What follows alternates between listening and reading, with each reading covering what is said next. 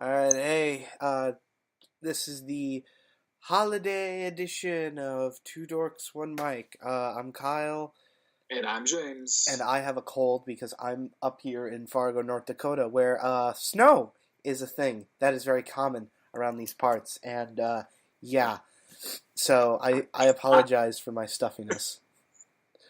yeah, I still envy that. You get snow, and I'm over here in Colorado, a very natural state, and it's got barely any snowfall. Like, what the hell? Oh, What the hell please, happened? please fucking take it. Oh, I okay. would gladly do so if I could control nature. Yeah, I just woke up and became storm one day. I would gladly take the wind, the snow from you. could I be Kitty Pryde? Because I want to look like Ellen Page. Uh, no, uh, I swear Yeah, to God, I'm not a creep. But yeah. So no, happy holidays or Merry Christmas, depending on your preference. If that's still a thing, it's the end of the year. yeah, we're Hooray! recording this on the 23rd, 2 days. Um, Yeah, we so, got a shit ton of stuff to talk about in from these past few weeks. mm-hmm. So um, kick it off. well, let's save this. Let's start with the big one first before we get to Star Wars. Um, Uh, Disney bought Fox for $53 billion. if you're high or somehow think you're dreaming, this is very much real. I This is This is not good, people. This is not a good thing. Like, at the end of the day, like I've seen people who are like, "Oh my God, this is the greatest thing ever." I'm like, no, no, no, no, no, no, no. Here's the only thing that would make this deal worth it: if Dr. Frankenfurter becomes a Disney princess, because Disney now owns the Rocky Horror Picture Show. so basically what this all means is that for everybody that loves all those Fox properties and whatnot, we are basically fucked. Well, they own Die Hard. They own It's Die Hard. yeah. They own This is what Die Hard with my mother, because that's a Christmas thing we do, and it just most of the time watching that movie just reminded me, just like, oh dear God. and every He is, time you buy a new box set, Mickey Mouse gets the paycheck now. he gets a bit of that sweet, sweet cheddar. Oh. But so yeah, it's and do we know if they're investigating whether or not this, because I know there's laws where you can't have anybody have a monopoly on the market. I honestly wouldn't know anything about that. Okay. I just know that hearing the news, it's like, oh yeah, like you said, like a lot of people are like, oh, this is the greatest thing ever. Like, no, people, wake up and smell the flowers or music or whatever. Smell the This music. is a bad thing. We are screwed. This isn't as simple as they're acquiring the remaining, well, a handful of the remaining Marvel assets out there. Technically, they still don't have the Hulk. Technically, but But if you think they're just scooping up the X-Men, the Fantastic Four, that stuff, no. They got everything. well, I want to know what's going to happen to Shane Black's Predator movie. Well, silver lining is Ridley Scott's Alien franchise is probably fucked now, so that's a good thing. But yes, you are right. What's going to happen to Shane Black's Predator movie? Because that thing is slated to hit next year. What happens to X-Force or to New Mutants?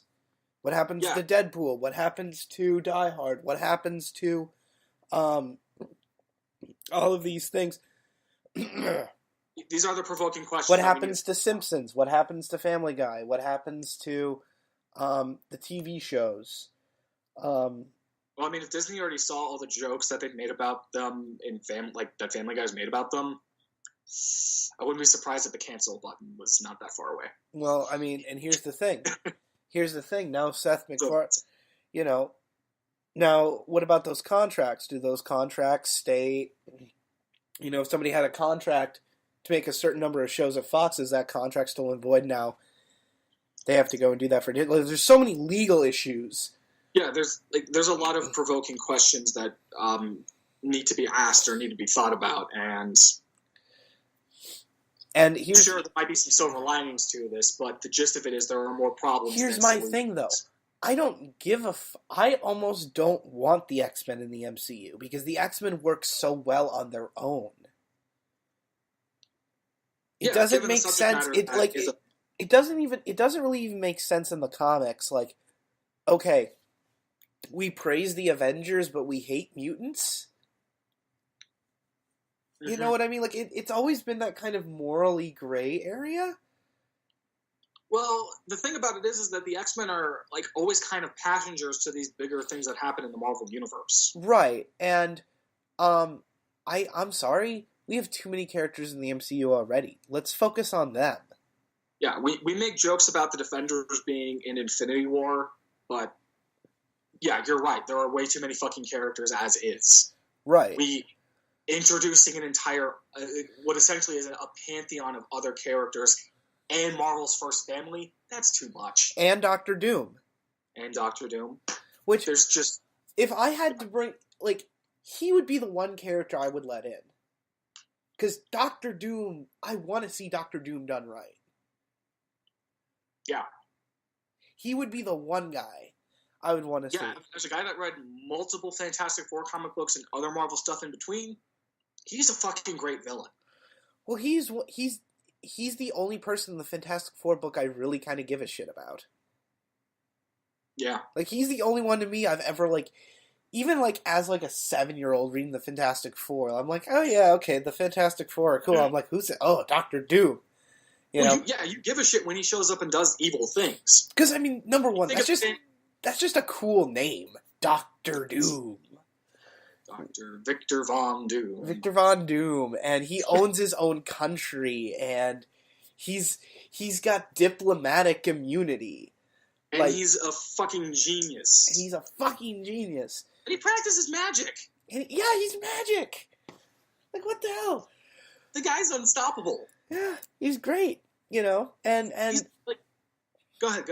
I'm just saying, like, it's so, like, yeah, you and I make jokes about Defenders wanting to be... We want the Defenders, except for Ironfuck, in Infinity War. But, again, we don't need them in there. There's too many characters. People are like, oh, we can get Wolverine in, like, Avengers 4. I'm like, no. I don't want Wolverine. I don't want the mutants there, because they're going to feel so shoehorned in. Yeah. This isn't like Spider-Man, where we can have it where... It's believable that, okay, this character's been around for 6 months, and he's kind of underground, and he's just kind of a YouTube thing. Yeah. If all of a sudden mutants show up, it's going to be like, what? Why did no one notice this before? Where the hell were they this entire time? Right. And it's also... Does that mean that Scarlet Witch and Quicksilver were mutants? Does that mean that they're mutants now? Mm-hmm. Like, it's going to open up a gargantuan can of worms, and we don't need it. No. We just... And leave Fantastic Four... As much as the young comic book fan in me would love to see this be see these worlds collide and be part of the same world, it's just not possible. Right. Well, and also, I don't give a fuck about the Fantastic Four. Leave it alone. For 10 years, leave it the fuck alone. As a young boy growing up and reading those comic books, I kind of have to agree with you. As much as I love the first family, but here's the thing: it's hard to make. Fantastic Four is in my opinion, Fantastic Four is the hardest comic book superhero team to adapt. It's the hardest superhero book to adapt because Fantastic Four is, at its basic level, it's high-level, high-concept science fiction, and you can't do that unless you have a really, really big budget. And the problem is, nobody wants to spend a lot of money making a Fantastic Four movie because the Fantastic Four are inherently silly. Mm-hmm.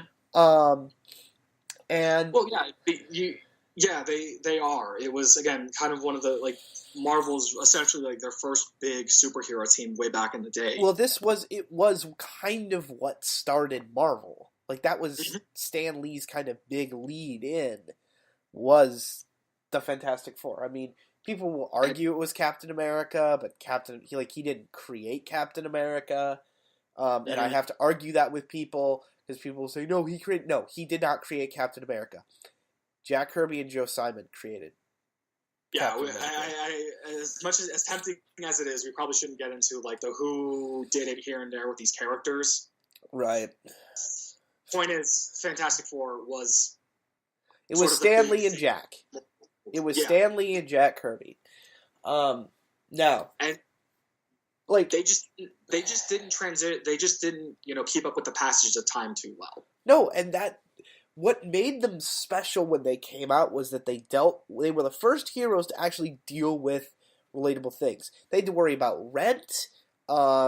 They were they didn't always get along. They were they were very, they represented a different aspect than people had seen in superhero comics up to that point. The problem is that now every other superhero has done it and done it better. Yeah. Again, kind of going back to they didn't really keep up with the passage of time too well. Exactly, back to your point, yeah. Things moved forward and new ideas were introduced. They just couldn't keep up. They just couldn't maintain that same amount of flair. Hulk and Spider-Man and X-Men made them irrelevant. I mean, for me, it took reading the Ultimate Universe, reading Ultimate Fantastic Four to reinvigorate my passion. And that's a complete reboot of the characters. Yeah. These are completely different versions of those characters that took me to really get back into reading that stuff. Right. I mean, I see characters. I always will. But keeping up with those stories just really isn't too worth it. And I think transitioning to that to a medium like film just isn't worth it or something that should be attempted. Well, and it's hard to do that, yeah. But I had a conversation earlier about it with my older brother about how the Fantastic Four reboot from 2015 could have been great if they kept Josh Trank's vision intact. Well, I love his idea for it. I love his idea for it because he came at it from an angle that says, well, okay, let's not do a superhero movie. Let's do a Cronenberg horror movie.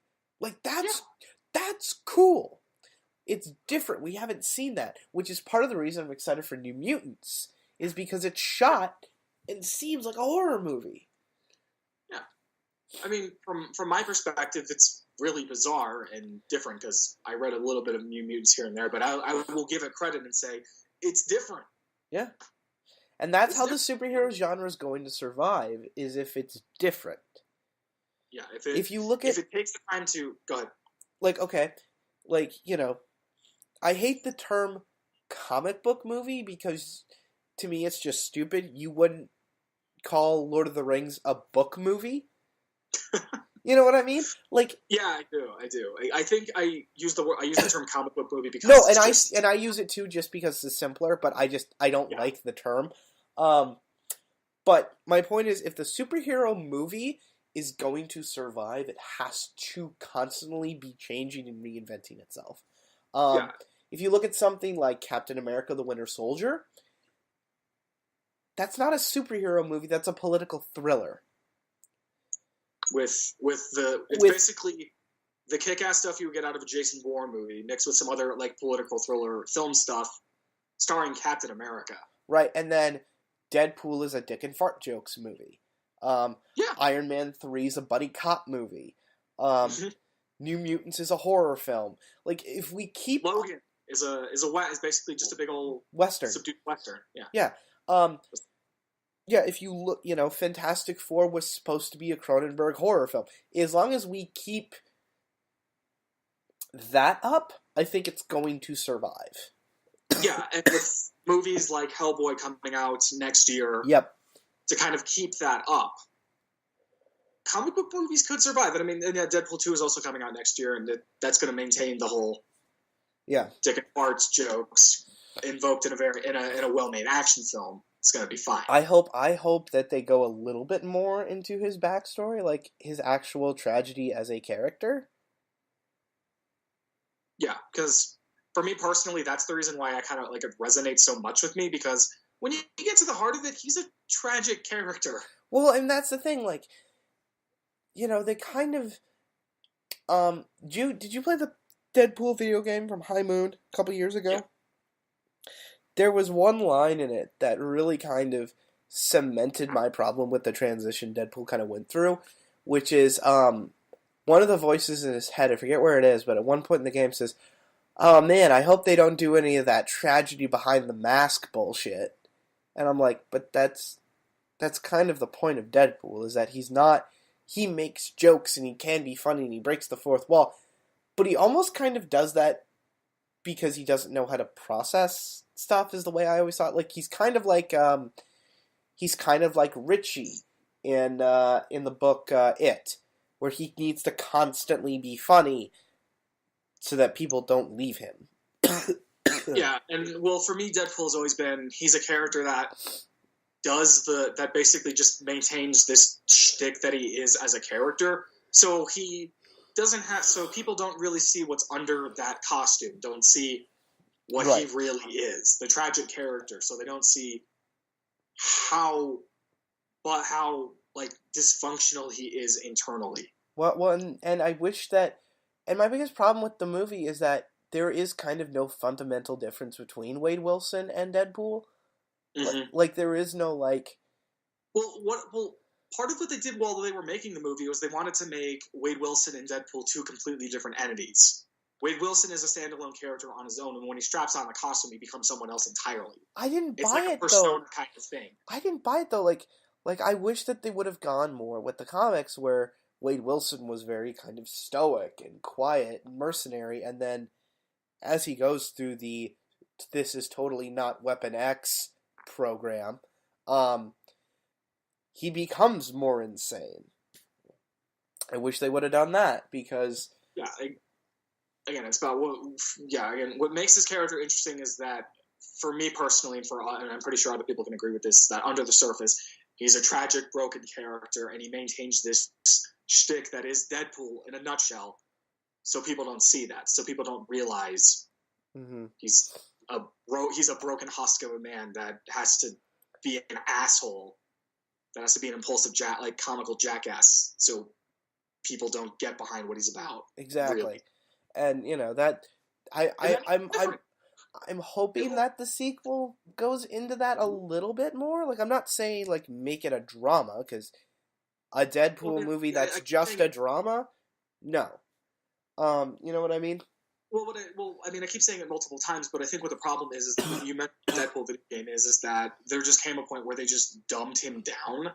Oh yeah, they did. They basically just turned him into this incompetent ass that cracks wise because it's funny. Well, and I hate it when people refer to him as a joke character, like Squirrel Girl, or like, you get to the center of what they're really about, and you'll learn to like them for what they really are, and not just these shticks that they maintain.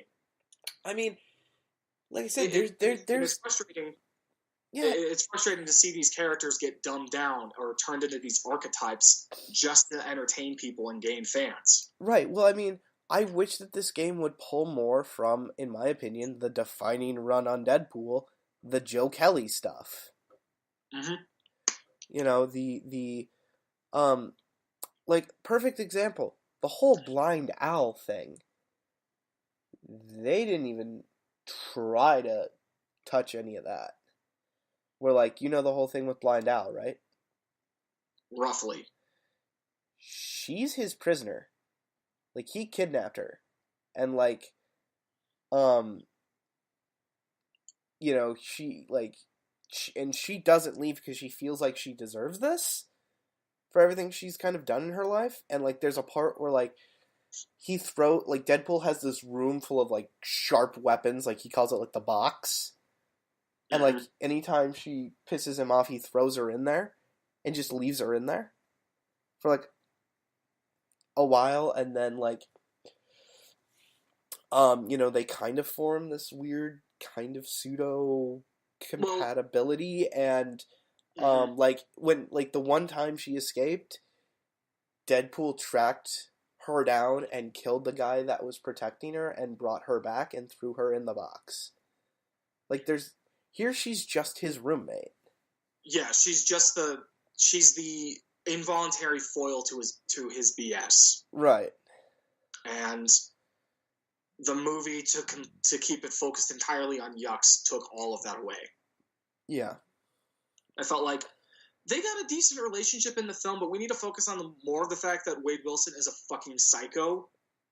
Right. A broken husk of a man who basically puts on this facade to hide that. Right. And he does these impulsive, terrible things in the name of that facade. Well, and that's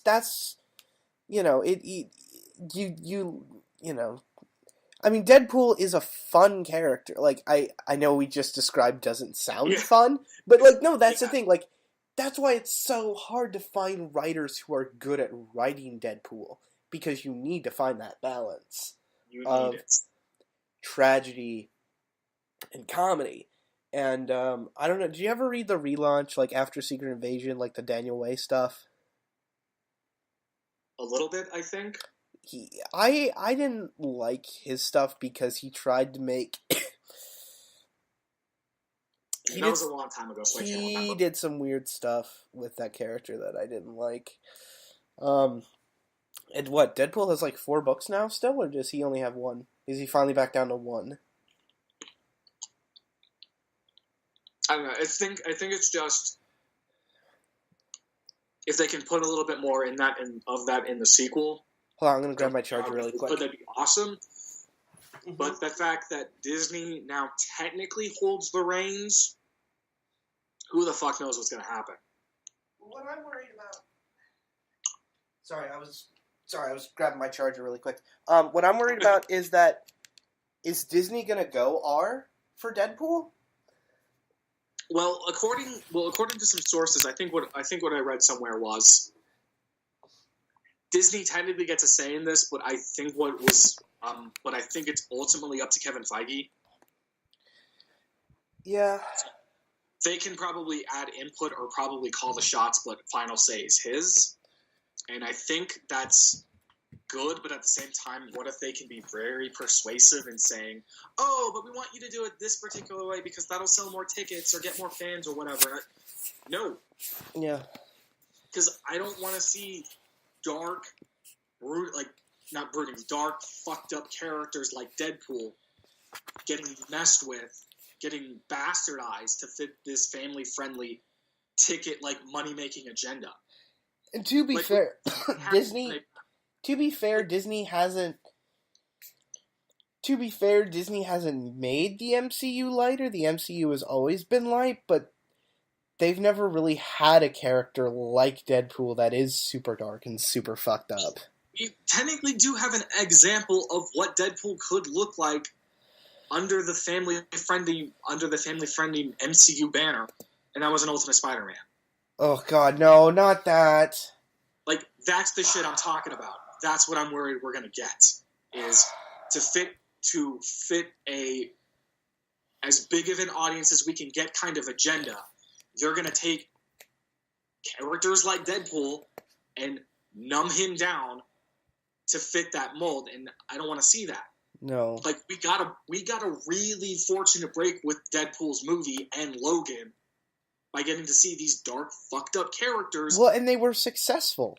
And it proved to Fox, and as it should have proved to Disney, that, okay, the audience is willing to move into a darker, not even darker, more R-rated, more mature things. As long as the movie's good, yeah, the rating shouldn't matter.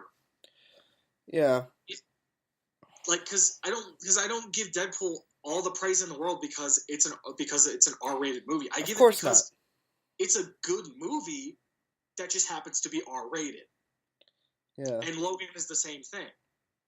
It's a really good movie that happens to be super violent. Right. And I want to see more stuff like that, not because I love the violence. I obviously love the violence. I can't get enough of that stuff in movies or comic book stuff alone. Yeah. But when you're taking characters like this where all they know is violence, you can't take that away from them. Right.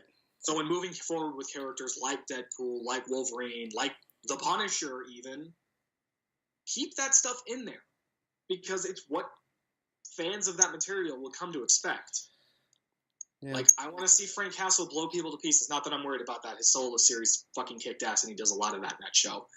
But with now introducing characters like Wolverine, Deadpool, those being the biggest examples, don't take that away from them because I'm pretty sure people are going to get mad.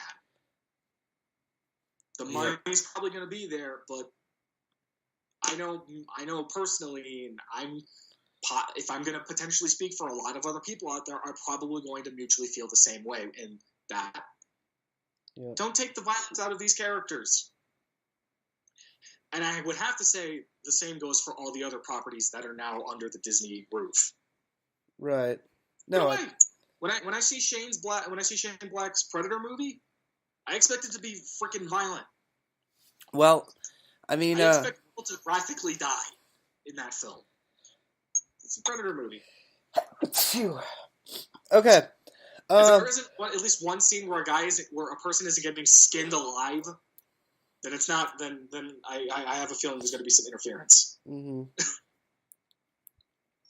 But okay, so I guess we should probably move forward. Any general or final thoughts on the topic? Disney now owns everything Star Wars because Fox was like, well, we still own the original trilogy, motherfucker! And the prequels! And Disney's like, oh, did you say something? Here's $53 billion. They own Avatar, they own Titanic, they own all of Star Wars, they own X-Men, Deadpool, Independence Day, Home Alone, Night at the Museum, like Planet of the Apes, Ice Age, Simpsons, Family Guy, American Dad. My conclusion on this is Disney. Just do what you're doing with Marvel, but to a more laid-back extent. Just cash the checks, man. Just cash the checks and leave it at that. Let these things just keep doing what they're doing and leave it at that. And How I Met Your Mother. We're getting a lot of. You guys now have the keys to a lot of great stuff and a lot of upcoming stuff. X-Files. Yeah, just leave that stuff be. Let it keep doing what it's doing, and just get the money from it. You know what? Speaking of that, there's a Deadpool series coming on Netflix sometime in the future. By Donald Glover. Oh yeah, I forgot about that. I still want that series to get made, so don't fuck with it, please. Dear God, just leave it be. Well, he's not voicing it; he's just producing it, right? Yeah, I know. I said he was creating the show. Okay, cool. So what else? Mess with that. What else do we? So, do we have anything else we want to say on Fox or Disney buying Fox? I basically just voiced it. If Disney decides to give us all the middle finger and say, nope, we're going to do what we feel, we're going to do whatever the hell we want with this, then my thoughts on that are we're fucked. Well, I mean, that's the thing. There's no one really left to fight them because Sony's going to go under in the next 5 years. Yeah. We are. Universal doesn't have a franchise. Paramount doesn't really have a franchise. No, they technically are still. They're still technically making Transformers movies because that shit makes money like nobody's business. Yeah. But that's all they have.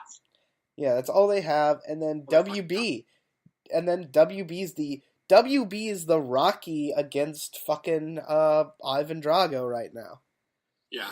If they can keep it up with what smaller projects they're doing in between and the DCEU, maybe they'll stand a fighting chance.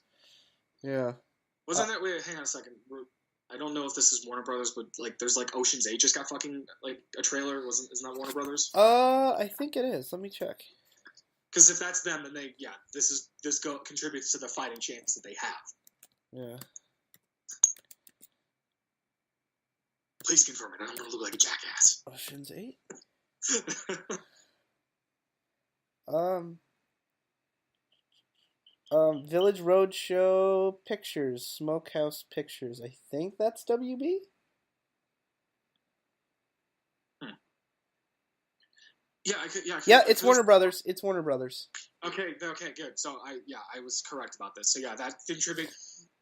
I haven't watched the trailer yet, but the movie sounds promising. So if this does well, that this will contribute to their fighting chance in the battle. Yes, but okay. Keep it up, Warner Brothers. Keep it up. No, we have faith in you.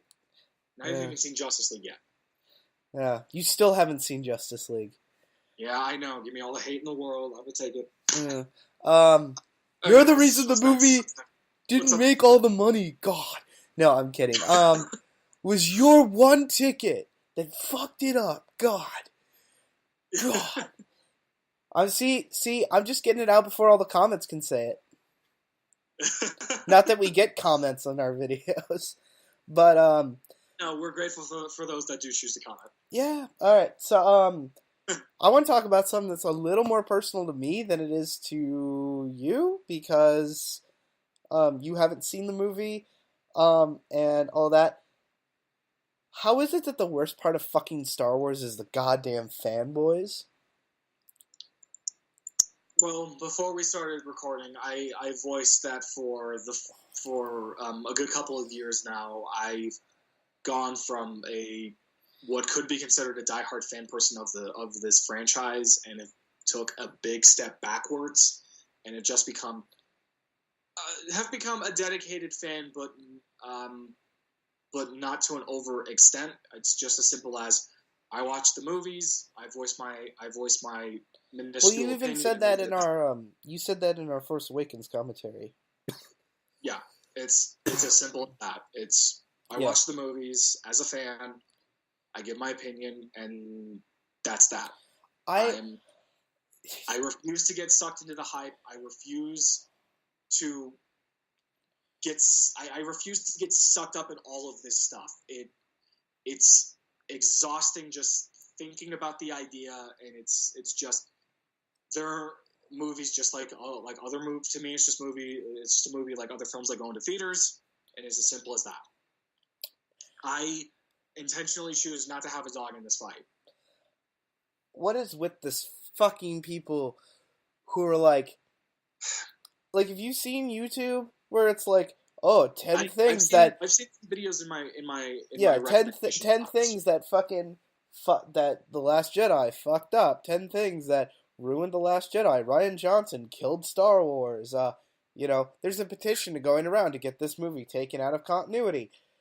Okay, first of all, Star Wars fans, shut the fuck up. And I'm saying this as a Star Wars fan, shut the fuck up. You all decided that this was the movie you wanted out of continuity? There wasn't any other movie that you wanted out of continuity? Just this one? Really? Just this one? Like, what was your fucking problem so much with it? So you're saying that this is better than Phantom Menace, Attack the Clones, Revenge of the Sith, the Clone Wars animated movie, and the Holiday Special? I mean, Holiday Special plays fast and loose with continuity anyway. I mean, technically it's not in continuity. But my point still stands. Really? This fucking movie. Not to mention a lot of the reviews I've seen, quote unquote, not that we're professional reviewers or anyway, but they fail to mention that Rian Johnson came into this not knowing where to go because they didn't have a plan, they didn't have anything set up. So he kind of came in after everything had kind of been put into place, and he's like, well, I guess I'll have to play with this. The only review people I've seen bring that up is Red Letter Media.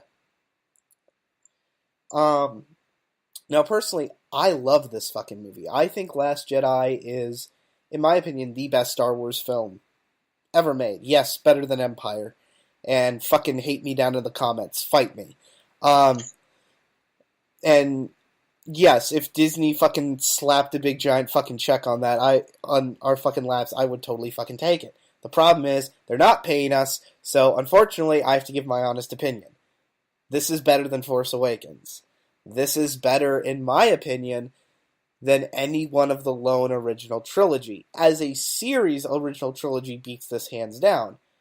But just as a movie, I think it's a stronger movie. I think it's a stronger narrative. Kylo Ren is so much better than what I expected. Finn is great. I know people had issues with some of the subplot with Finn and Rose. I thought it was fine. It wasn't amazing, but I can understand why people would have problems with it. I just think there's such vile hate. Why do you think there's such vile hate for this movie, James? I think it's people being. I think what it could be is too much passion and maybe too many feet stuck in the past. It's people want. I think it's, we want the same old stuff. We want nothing new or different. We just okay, want but if you give people what they ask for, you'll never get anything new. Right. I mean, that's how we got Star Wars. You go back to 1975, 1976. You would have asked people if they wanted to see a movie about a lone farm kid on a desert planet with two sons who teams up with an old space wizard to go fight, a guy in a metal suit with breathing problems to save a princess for a giant mechanical ball that shoots lasers that blow up planets. They would have looked at you like you were speaking fucking Chinese. Yeah. If you give people what they ask for, you'll never get anywhere. Because nobody knows what they fucking want till they get it. Mm-hmm. Yeah. And I think for Ryan Johnson, it was, how the fuck do I come up with something new and different to move this thing forward? Right. And from what I've grasped from the one trailer that I saw, and from what you're telling me, and a few other things here and there, I think he hit it out of the park. Yeah, I mean, it's people are upset, and here's the thing. I disagree, because have you seen the Red Letter Media review? Not yet. Okay.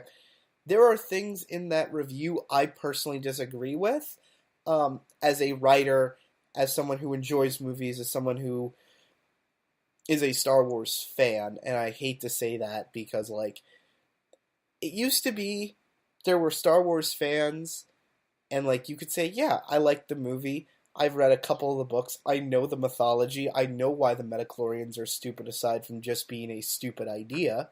You know what I mean? Yeah. Now it's, and I hate to say that, but,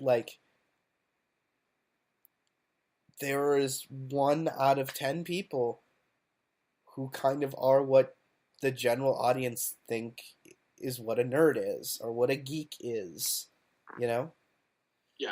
And I'm just pulling those statistics out of my ass, but, come on. And that's the thing, if you hate this movie, hate it. Honestly, I feel sorry for you if you hate this movie.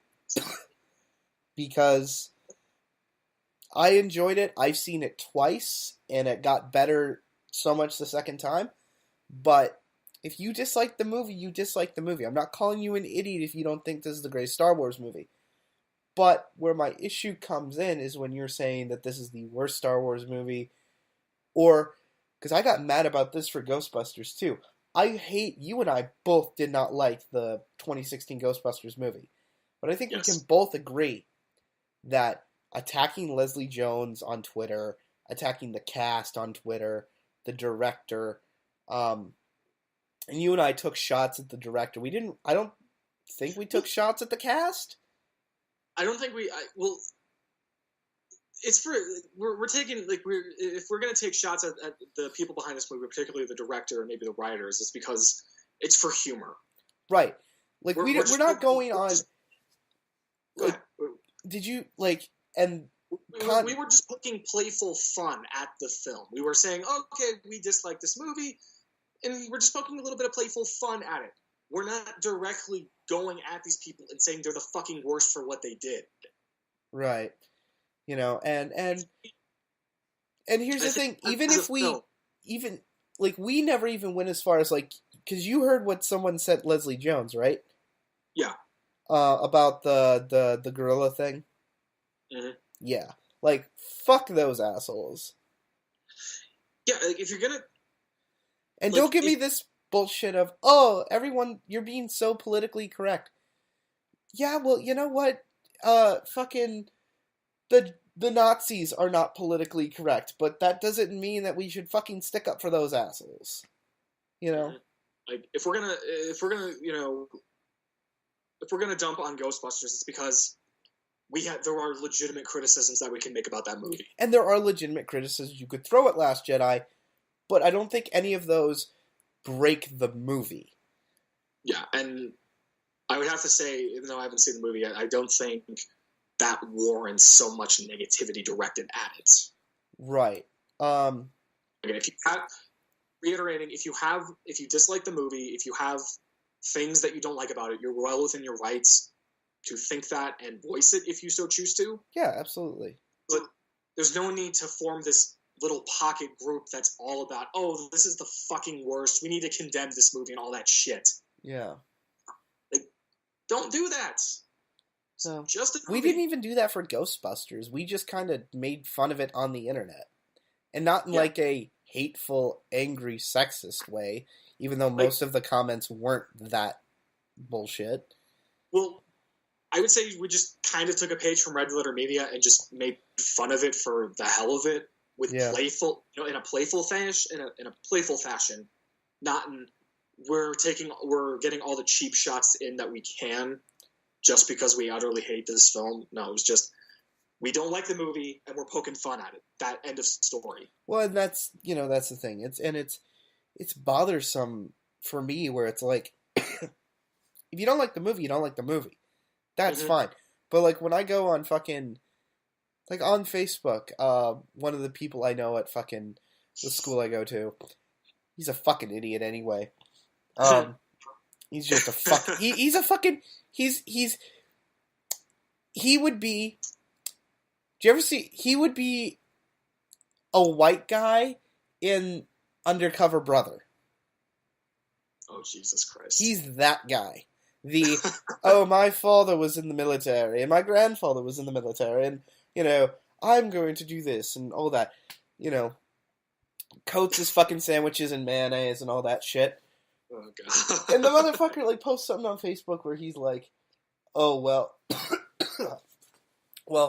oh my God, what am I going to tell my kids when, you know, we get to Last Jedi, when I show it to them, and, you know, how this film portrayed everything that was Star Wars and all this, and I'm like, I'm not going to go into verbatim what I said because, you know, whatever, but I basically, just to kind of sum it up, was like, dude, fucking, if you pay attention to the dialogue in the movie, fucking, it explains it.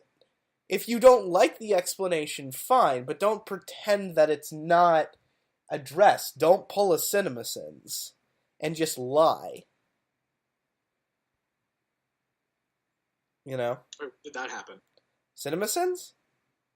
Oh, are you talking about, like, generally, like, how they do that? Yeah. Often? Yeah, well, they'll just... Yeah, that happens quite often. Well, like, I'm not saying... Okay, I'm not going to turn this... I'm not going to turn this into a rant about CinemaSins. Well, I just chalk it up to they're just nitpickers to the highest degree, and that's that. Yeah. Like, because if I'm gonna like sidetrack to that, like CinemaSins and like their a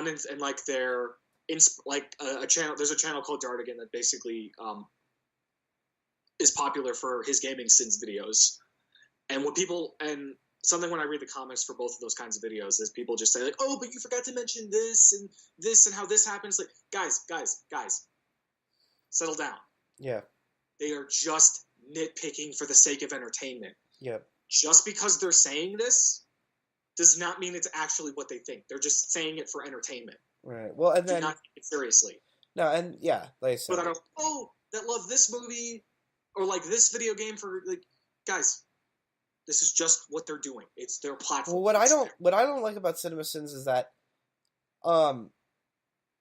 they give sins, a lot of the time for things that aren't sins, and they'll edit around shit to make it look like the movie makes less sense than it actually does. Yeah, those things are kind of sketchy, but I just always chalk it up to it. Well, just doing. I still don't understand why Blade Runner gets a sin for, well, movie's futuristic, but also like decrepit and kind of sad. I'm like, that's called fucking cyberpunk, motherfucker. Game Sins does the same thing where he like calls steampunk like the worst genre in science fiction, and it's just. Okay, that's what you think. Whatever. That's what you think. That's your opinion. And yeah, again, it's an entertainment thing for the people that want to shit on those videos and say like, oh, you just don't like the game, or you just CinemaSins, you just don't like the movie, like, yeah, whatever. Well, it's just But okay, so what were we were talking about Star Wars. I don't have anything else left to say on this. I just kind of want to bring up the controversy of like. Really, this is the movie you want out of continuity? Really? This one? Yeah. It's like you just pull up the scene where Liam Neeson brings up the fucking metachlorians and you're just like, ha! This movie right here. Yeah. If you really want a movie out of continuity, bring this one up. Shit. What are metachlorians? What are metachlorians? Metachlorians. Qui-Gon Jinn. Are microscopic. How do you describe microscopic bacteria that live in your blood? I think at this point I've repressed so much of the prequels from my mind. If you ask me to remember, so bacteria living in your blood that makes you have telekinesis is and clairvoyance is fine, but a movie that makes Luke a little bit darker and takes some liberties with mythology is not. I just want to understand. So a movie that destroys the mythology is fine and changes the entire meaning of it is fine. But a movie that tweaks it, no, fuck that. And maybe pulls it in some new directions. And that's fine. But what about Mark Hamill? We can bring that up for a moment. I don't want to open that can of worms because here's the thing,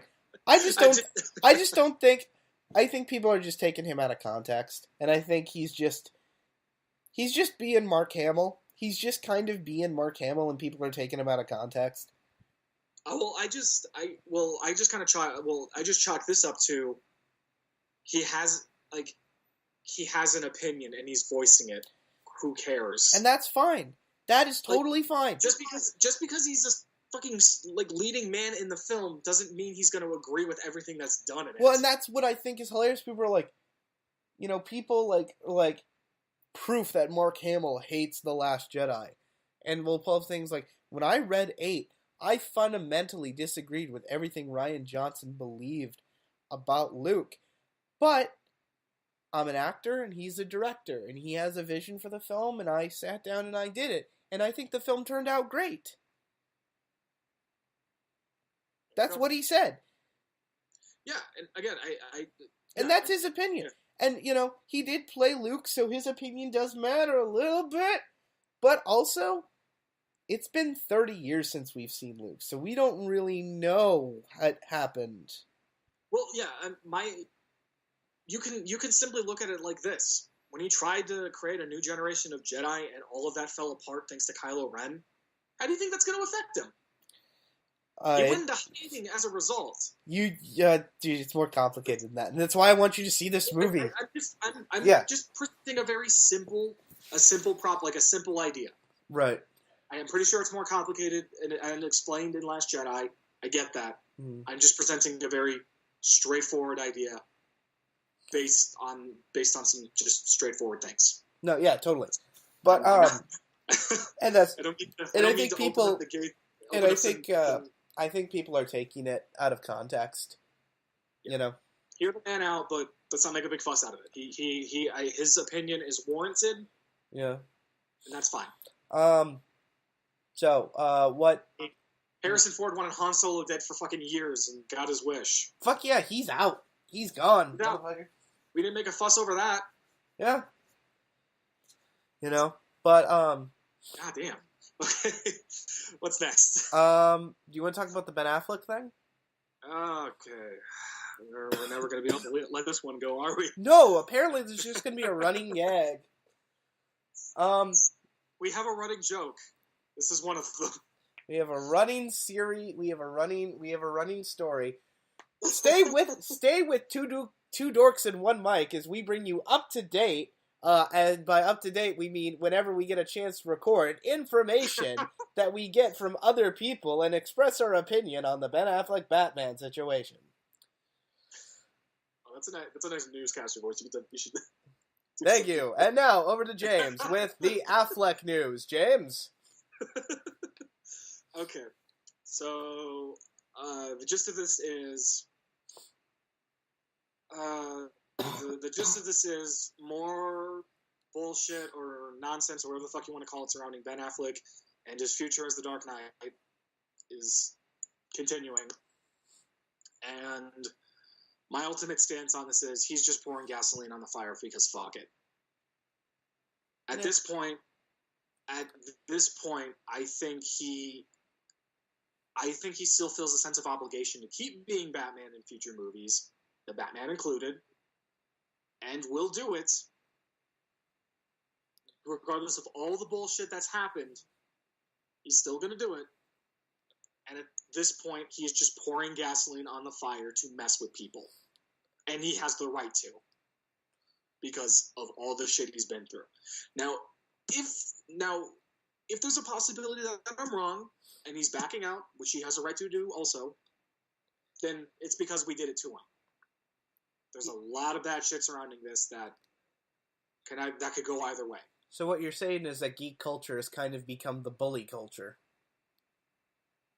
For I guess for an isolated situation like this, kind of. Yes. Yeah. Most definitely. And that's kind of something I've been thinking is. And it's happened. And it's happened in the past too. Yeah. It would be the first time we've essentially as a community have bullied people in and out of stuff. Yeah, I mean, look what we're doing. Look what we're doing. The Ryan Johnson. Look what we're doing. The Affleck. And all that. And here's the thing. At the end of the day, these are just movies. Mm-hmm. Like, leave it alone. At the end of the day, I get it. These are important. I understand. We understand that. As people who have been to midnight screenings and bought the comics and debated when we should have been out chasing, whatever we find on our sexual preference. We came out of the womb just raised on this stuff. Oh yeah, totally. Like we lived this stuff. No, like as soon as James came out of the womb, like he shoot me. He was like, "Hey Kyle, what do you think of the new Superman issue? Let's discuss it." If only there was a way to record us and put ourselves on the internet. Oh, I actually almost wish that was true. I know, right? That would have been great. I just known you from the moment I was born. Yes. No, but I just say it's one of those things. Like at the end of the day, they're just movies. They're just comics. They're just games. They're not worth. To move forward. Yeah. And we'll sit and bitch all day. I mean, we made a video about how much we didn't like Defenders. But at the end of the day, it was just a bad show, and that's kind of where we left it at. It's just a bad show. Hope and Godspeed that it can get better with the second season. Exactly. That's the point of that. And, this immediate reaction of, like, whenever something happens that we have slightly different opinion on, there's just an internet war. And it's like, whatever. But to the Affleck thing, I don't have his quote pulled up here specifically, but what I got from it was because he said that he still wants to direct a Batman movie, which I think would be awesome. He just never got a script that he was happy with, which happens in screenwriting because, you know, people have different tastes, people have different opinions, and some people want to go in this direction, some people want to go that way, and they're working on the script. And then once that happens, and he said, I'm going to pursue what I'm going to pursue. He's not saying, he's basically said what he said at Comic-Con, which was, if the script's good, I like Matt Reeves, I'll do the fucking movie. Yeah. That's pretty much what he said at Comic-Con. It's completely in his hands, and for very good reasons. Yeah, and here's the thing. At the end of the day, it's going to be his decision. We can sit here and speculate and talk for hours, but at the end of the day, if he doesn't want to be Batman anymore, he doesn't want to be fucking Batman anymore. Yeah.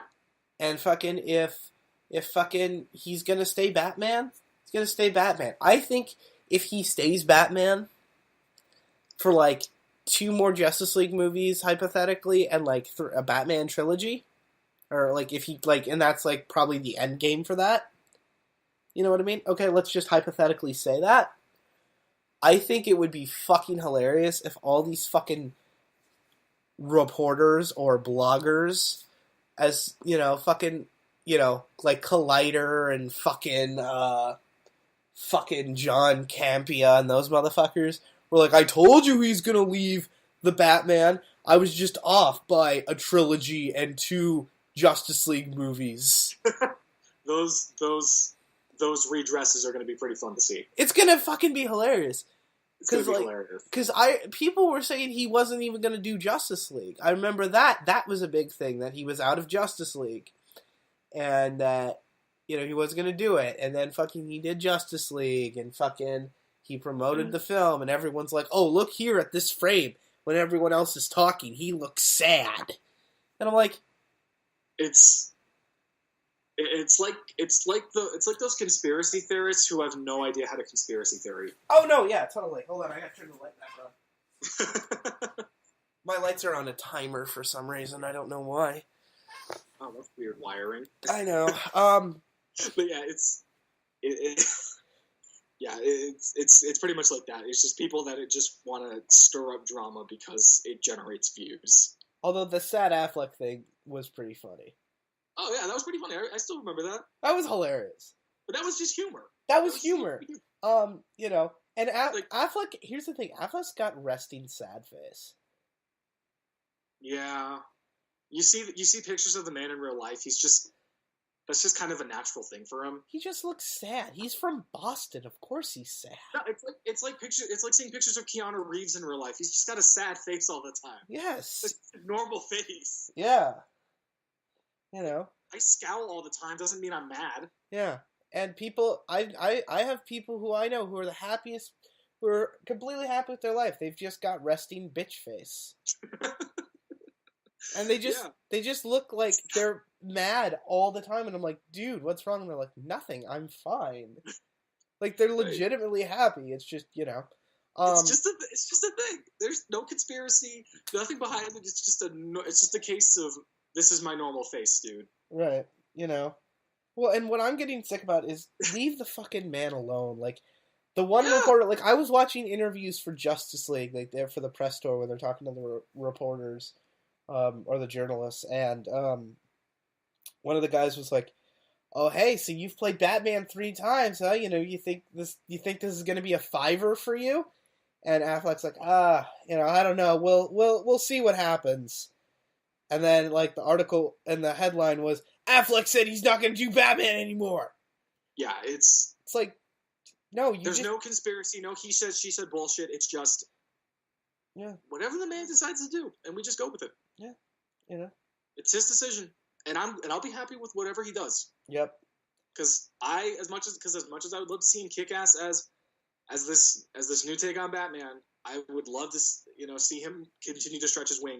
as a director. Yeah. As a director, as a filmmaker. There's no lose for the audience. Either he stays Batman, which is great, or he leaves Batman and gets to go out and do his own movies.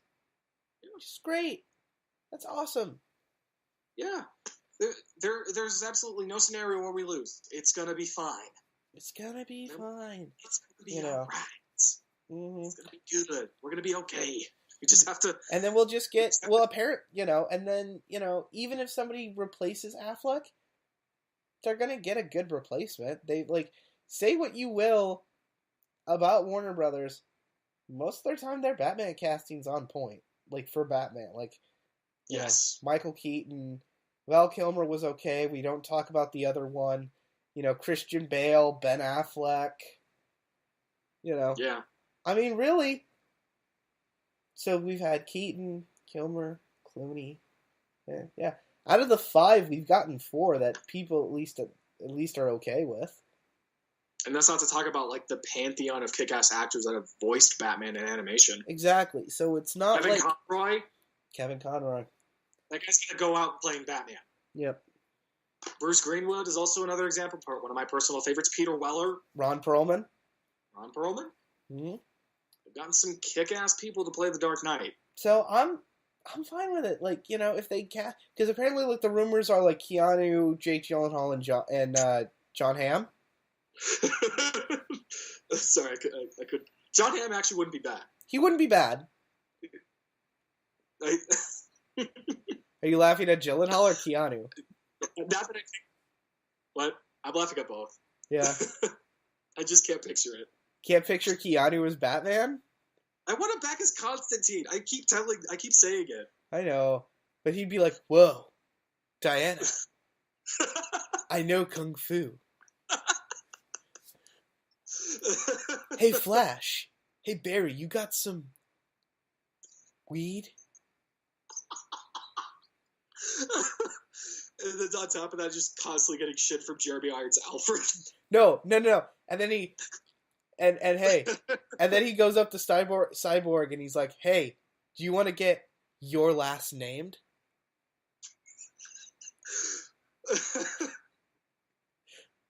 Honestly, if that became a reality, I would probably just love the man even more for just doing that. Oh my god. But no, I can't picture it. I want to see that Batman v Superman movie where Superman's like, I gotta take you down, Bruce. Nah, Clark, just chill, man. Everything's good, dude. Everything's good, dude. Oh my god. Holy shit. That would be fan-fucking-tastic.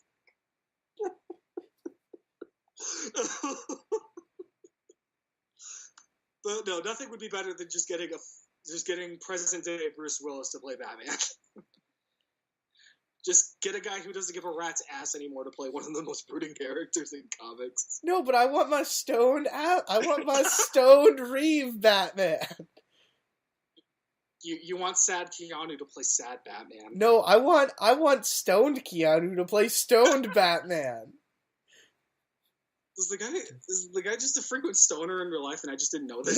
No, but I'm going off of Bill and Ted. He really wasn't stoned, though. He was just... You're telling me Ted didn't smoke the character? No, I'm pretty sure he did. But I'm pretty sure most of that was just gross incompetence. Oh, yeah. No. But and just a little bit of stoner face. Just a little bit of stoner face. But no, I want stoned Batman. This would be amazing. And then we'll get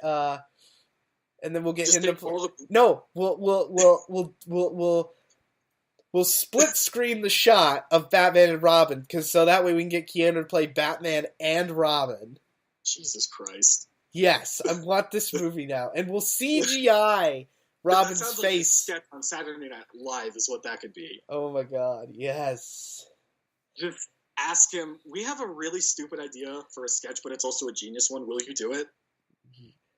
Whoa. Yes. Just the entire sketch is just a fake trailer for that movie. Yes. But fuck it. That'd be... We need to do that. We need to do that for us. We are copywriting this idea. We should totally do that. I don't know. copyrighted, but we could totally do it. Oh fuck yeah! Do you want to play you'll fucking play? You gotta play fucking. You gotta play Bruce. You gotta play Keanu. I have to. You know, I guess that's the benefit for just looking like a slightly tanned Keanu Reeves. Well, and then fucking you gotta get your brother to play Superman, or like get somebody just to play Clark and burst in to be like stop it. My brother would be an interesting pick. Yeah, and then you're just like, no man, just chill, take some of this, it's all good. just get people to portray like the absolute like versions of these characters that you would never see on screen. Yes. Just have a stoned Batman. Have a shaved head Superman. Mm-hmm. No, it's gonna be great. Just remove masculinity from Superman. And have an even more dorky looking Robin. Oh my god! All right, so we're at an hour and 5 minutes. We should probably move on to our next story. We probably sound. I'll take a mental note, but one of us needs to write that down. Oh, I'm doing this. I'll write it. What was the next story? I guess since we're on comics, we could talk about Venom. I'm cautiously optimistic about this movie. I am as well. Tom Hardy doesn't really pick bad projects, except for Dark Knight Rises. Well, I mean, that wasn't really a bad project. It wasn't, like, I personally don't like that movie, but, again, yeah. Well, I like his take on the character. It's an instance of villain doesn't get enough to do. And he gets taken out by a supporting character. So it feels like he gets taken out like a bitch, and it's just like kind of like a wasted opportunity. Like, you got the right guy to play the character, but if you gave him more to do, it would have been more appealing. It would have been better. In retrospect, that's what I think. Right, yeah, but totally. Man does not pick bad projects. I mean, he dodged a bullet with Suicide Squad. Yeah. In favor of doing in favor of doing a movie that got him an Oscar nomination. Yeah. But yeah, like, and then Fury Road. Fucking Fury Road. So great. So beautiful. So gorgeous. You know, and then, the man knows what he's doing. My thing is, like, you know, again, Tom Hardy is just going all out for Venom. Yeah, aside from my biased love of this actor, I have to agree with you. I'm kind of cautious about it. I was a bit skeptical when the project was announced. I kind of thought, like, well, I don't know. Is this taking place? Is this taking place in the MCU? Is it taking place in its own universe? Does Spider-Man exist in this universe? I want to say it's a self-contained movie where Spider-Man may exist, but he has no presence here. It's just, hey, it's called Venom for a reason. It's about him. And Spider-Man is just... The most I want to see from Spider-Man is maybe just like a newspaper in the background of a shot just saying, like, Spider-Man does something, and that's it. That's it. That's all you need to establish that these characters exist in the same city, same universe, but are in completely different... Now, what Spider-Man is this? Is this the Andrew Garfield Spider-Man? Is this the Tobey Maguire Spider-Man? Is this the Tom Holland Spider-Man? I just hope it's Tom Holland Spider-Man, just probably because it'd just be more straightforward to do. But again, I just want it to be left at... Here's a small Easter egg that establishes that that the Venom exists in the same world as this character, but they are on completely two different planes. Spider-Man is where he is doing what he does, and then Venom is in his place doing what he does. That's it. Okay. That's all I want this movie to focus on the fact that it is about Venom. Right. Spider-Man should have no place in this world. Also, side thing, personal preference, I don't want Venom to have the long tongue. I don't like Venom with the long tongue. I don't either. I mean, as a kid, it kind of cemented the monstrous nature of the character, but there have been plenty of Venom designs where he didn't have it and it looked fine. I just like the creepy, pointy smile.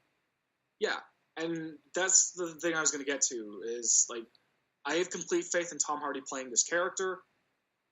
He's played some creepy characters in the past and has done. Now, is he gonna do the voice of the symbiote? I don't know. I don't know if that's if they're going to do that with the character. Because, I want to know, is the symbiote going to have... Is Venom going to be we, or is it going to be I? Well, if you go back to the promotional art that they released for the film, the slogan was "We are Venom." Okay. So that implies that there's going to be that piece is going to be intact. Okay. Kind of like, oh, cool, they left that in there. That's awesome. Yeah, awesome. I just want the symbiote to actually be its own entity. Kind of be its own character within the character. Right. Well, I think that would be cool because I don't know, just because I think that would be cool to see Tom Hardy play off himself. Yeah, and I mean, he's sort of done stuff like that in the past. Right. So definitely he would have experience with that. And he's apparently a huge fan of Venom. Yeah. I mean, that first picture that we got when they announced the movie just solidified that. You're getting a nerd to play this iconic character. Did you see the clip that got released, or not clip, the set thing that got released a couple days ago where it's like almost like a dance? I've avoided all of that stuff. I kind of want to go on a media blackout for this movie. Okay. Are you going to see the trailer when that gets released? I will look at screenshots from when is this movie getting released? Like, what is the actual release date?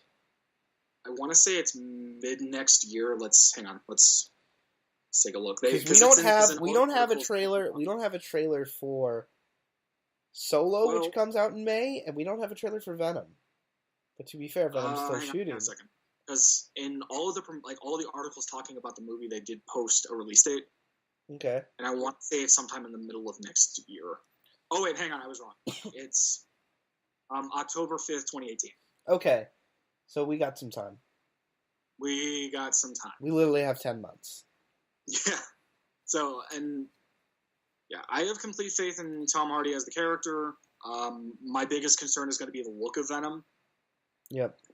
I know that there was an artist that did some sculpting, that did allegedly some sculpting work for the character for the film, but you told me that was kind of debunked, that stuff was unrelated. Yeah, I think that was like early concept art, but like that's not what he's going to look like. Yeah, well, and I remember posting my thoughts about that on Twitter, saying like, looks okay, but I want different. Well, I don't want to see it until we get the black and white. Yeah. What I want Venom to be a fucking monster in this movie. I want Venom, as I put it when I talked about like that those conceptual photos from like a long time ago, was I want Venom to scare me out of my seat. Right. When I was growing up as a kid, first seeing Venom, learning about him, that character didn't essentially give me nightmares, but got pretty damn close to it. Right. Well, and then that genuinely scared me when I was younger. What I'm scared of is I don't want Carnage. I have a feeling. There's a possibility that could happen, but part of my optimism is hoping that they focus more, take more inspiration from his Solo series. Well, apparently Lethal Protectors. The early days when he, preferably from the early days when he originally debuted. Well, apparently this movie's taking influence from Lethal Protector. Oh, okay. But I know Sony's going to be so tempted to throw in Carnage, and I hope they don't do that. And is this an origin film, or has Eddie Brock been Venom for a while? Well, I have a feeling, because based on like the light descriptions postings on social media that talk about like the set foot videos, I have a feeling that it's kind of going to be both, where it's kind of like Spider-Man in this new universe. He's been Venom for a while. Okay. Which I'm hoping for, because the origin of Venom is pretty straightforward. You can't really do a whole lot of story with that.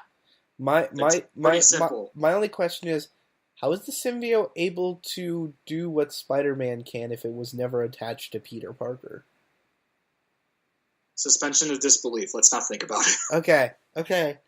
I'm asking. Just not think about it. It's like, how does it know to spin webs if it was never attached? How does it? Why wouldn't it just... Yeah, my stance on that is just... Unless we're going ultimate, where he just jumps and then just has tentacles. You know what? I really didn't think about that until now. And I'm a huge fan of Ultimate Spider-Man. Oh yeah, totally. And Venom is like one of my... The comics, not the cartoon.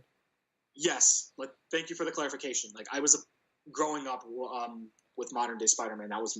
That's actually my favorite version of Spider-Man. Oh yeah. I actually have volume number 6, which is Venom. That's one of my favorite story arcs in Ultimate Spider-Man. Do you ever play the game Ultimate Spider-Man, which is pretty much that arc? I fucking loved the game when I was a kid. Oh, it's such a good I still game. love it today, but it's a great game. I loved how for like a first in a Spider-Man game, you actually got to play both the hero and the villain. That was really cool. So cool. It was, yeah. So I think that would actually be really cool to see if, to take an inspiration from some of the more modern Venom stuff, if they, based him around Ultimate Spider-Man, where it's just he, instead of being this foreign organism from another planet, he was actually created here on Earth, or it was created here on Earth. Right. Well, it shares a lot of those elements of Venom. I mean, the only difference was that it was man-made, and. But I'm just saying, like, the tentacles, or like if they make it more of a monster.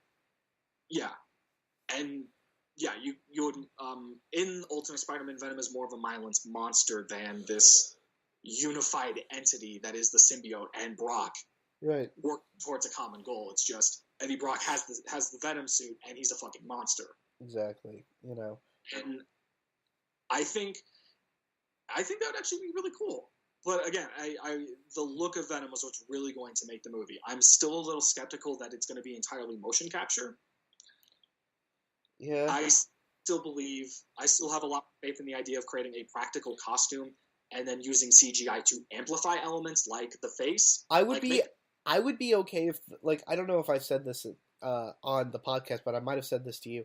I would totally be fine if everything from the neck down was practical and they just used motion capture for the face. That's exactly what I want. Okay.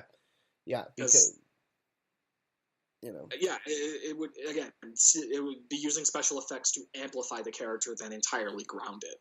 Right.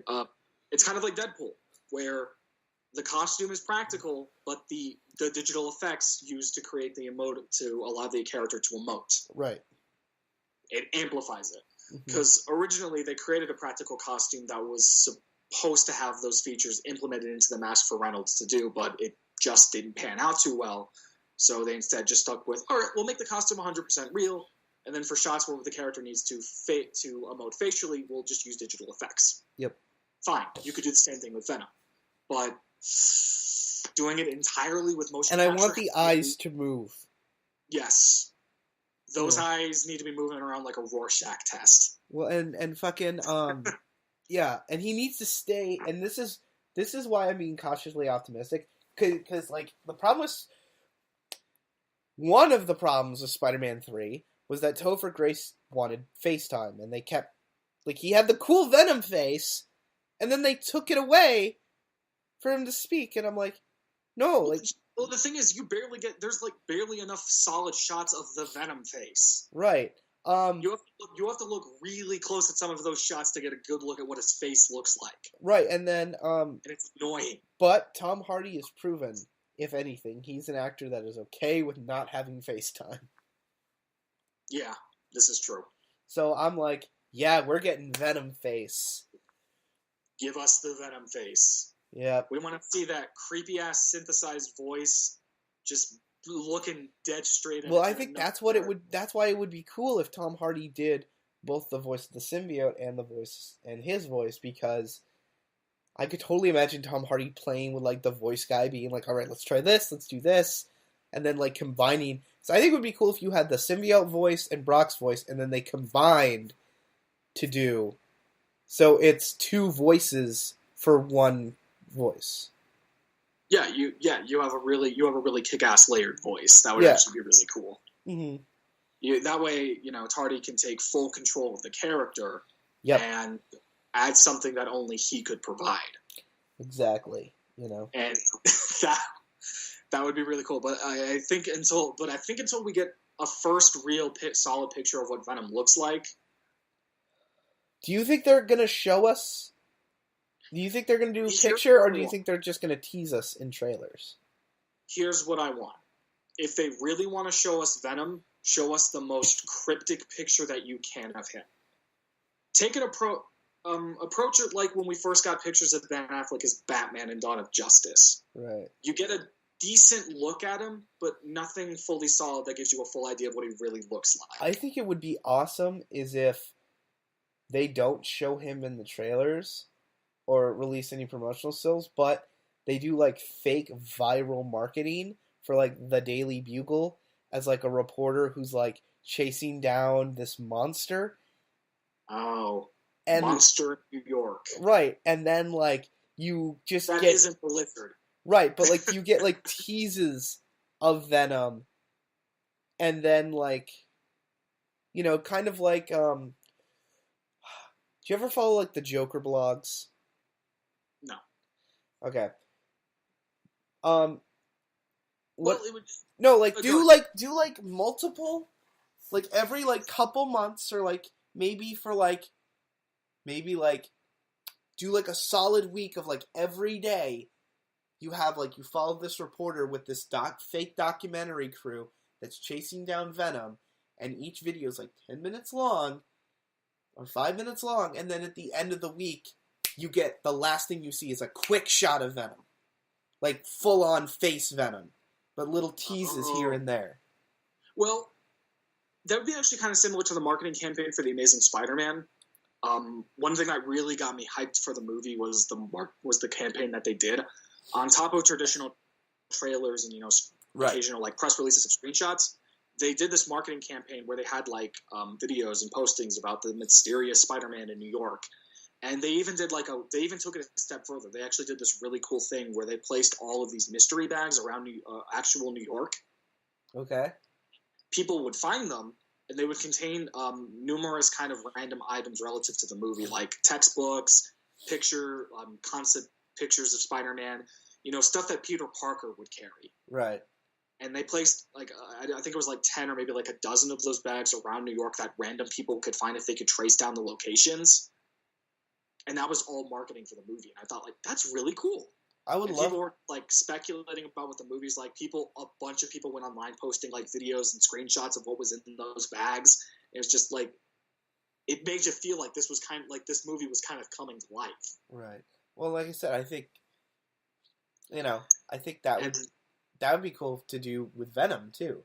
Yeah, it'd be kind of cool. It'd be kind of cool. It also kind of reminds me of the marketing campaign that Resident Evil 7 did. Part of the game story is there's a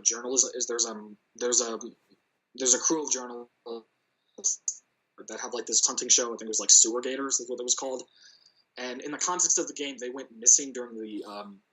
They released a demo for the game where you play a mystery protagonist who's in the house where the crew disappeared. And then in the beginning of Resident Evil 7, when you're going to the mansion, you can actually find their van and all of their stuff in it with that hints that, oh yeah, they were here, but they disappeared. And there's a couple tapes that you can find that indicate that they were each killed off very gruesomely.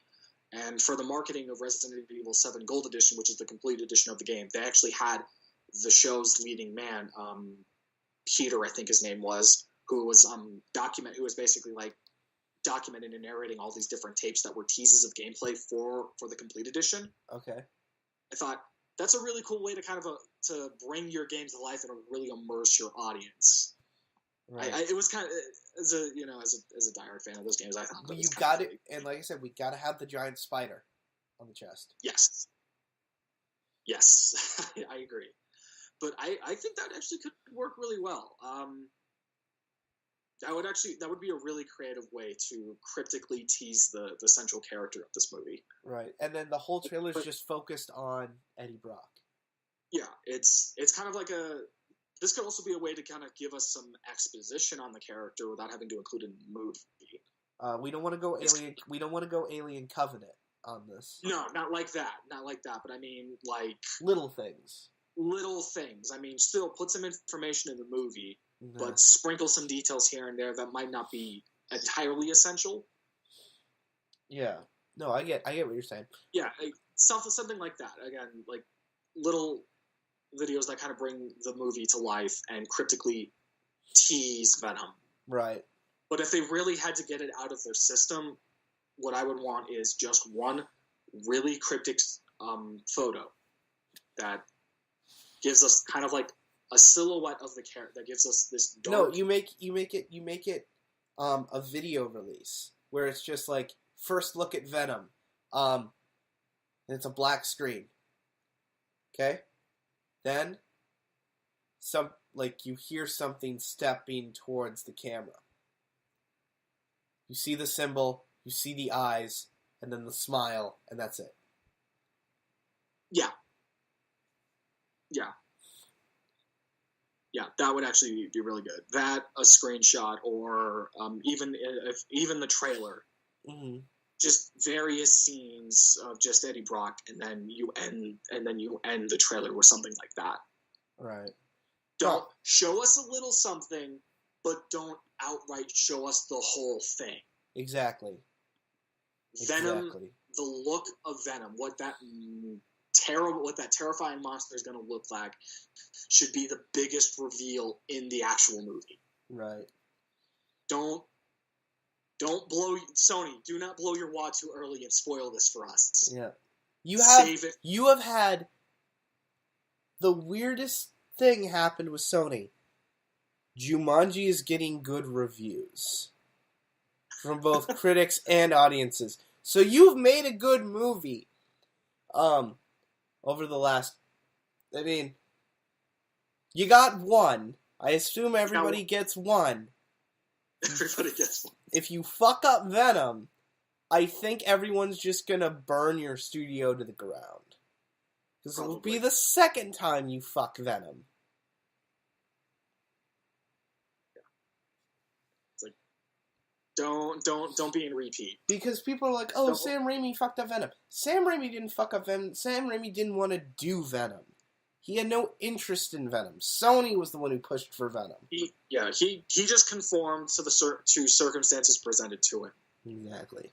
And just made the movie the studio wanted. If you go back and get what he really thinks, that movie was made entirely for the studio, not him. Right. And he even wanted to turn it around in his failed pitch for a fourth Spider-Man movie. But he wanted to make 4, like the big, epic. Yeah. Yeah, that was his plan, but that we all know what happened. So. Right. And then apparently, if Spider-Man 4 had done well, they were going to negotiate a Spider-Man 5, and it's like, yeah. I'm kind of glad things moved forward in the way that they did. I know we had a big ass flop that was The Amazing Spider-Man, which kind of sucked. I kind of wanted to see that unfold into something great. Well, here's the thing. I would love. That's another movie I'd love to do a commentary on. Because I can talk about movies all day long. I don't know if you've noticed, we can talk about movies all day long. Right. The Amazing Spider-Man 2 is a really good indie romance movie trapped in a mediocre to bad superhero movie. Totally. Absolutely. Totally. That is what it is. Because the best parts of those movies is the romance between Gwen Stacy and Peter Parker. Yeah. Which is weird because it's the exact opposite of Sam Raimi's trilogy, where nobody gave a shit about the relationship. As a kid, it seemed okay to me, but growing up, it was just like, I don't care. Yeah.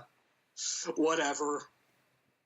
Well, I mean, I always thought as a kid, not as a kid, I'm sorry, I misspoke. Even, as an adult, always thought the movies would have been better if they would have Sam Raimi's movies would have been better had they just had the balls to set them in the 60s. Yeah, that would have been better. And even then, I know the majority probably think this, but I don't like Mary Jane Watson that much. Yeah. Gwen Stacy will always be the definitive love interest for Peter Parker to me. Oh, yeah. Well, I mean, even look back at House of M. When everything was perfect, who was Peter with? Gwen. Heck, they even had a kid together. Yeah. He was a happy man. Which I never understood in House of M, why did they want to change things back? I don't know, man. Because comics. But like if I'm Peter Parker, I'm like, wait a minute. You want me to give up my wife, my child, my happiness? My successful business, too. That's another one. My successful business, because this isn't the way the world's supposed to be? Yeah, no, fuck off. I probably would have fought back. Yeah, no. Like, or if anything, is there any chance that I could stay here and you guys can go back to where you came from? Yeah, I'll stay here. I'm fine. Everything's good, man. Yep. I don't care that I got classified as a mutant. It's okay. Everything's fine. Yeah, that's all good. Fuck it. Yeah. Make that into an adaptation. That'd be something. Yeah. Yeah. But yeah. Venom. Yeah. It's gonna be interesting. We just gotta be patient. Yep. We just have to be patient and hope that they approach this movie with. Well, they won't even say if it's gonna be R or PG-13. That's also going to be that. I'm not going to say it's going to be a deal breaker, but it's kind of going to be a deal breaker. Yeah, just make it R. Just make it R. If you read Venom standalone stories, they're not clean like a Spider-Man story. Venom isn't afraid of the violence, even when he was fucking anti-Venom. We don't talk about anti-Venom. You're not a fan of anti-Venom? I don't like anti-Venom. I like the design, but I like the design and the concept in a sense. Yeah. Just the execution wasn't too great. No. Max Gargan is not fucking Venom. I believe you mean Mac Gargan. Did you just comic book reference me? Did I? I'm so proud of you. No. Yeah, Mac Gargan is Venom / Spider-Man. If you count the shit that was Dark Avengers, whatever. Well, and then no. And then Doc Ock became Spider-Man in Superior Spider-Man, which I still thought was a stupid storyline. Again, that's an idea that sounds fun in theory, but was executed bleh. I remember the moment I stopped reading that story.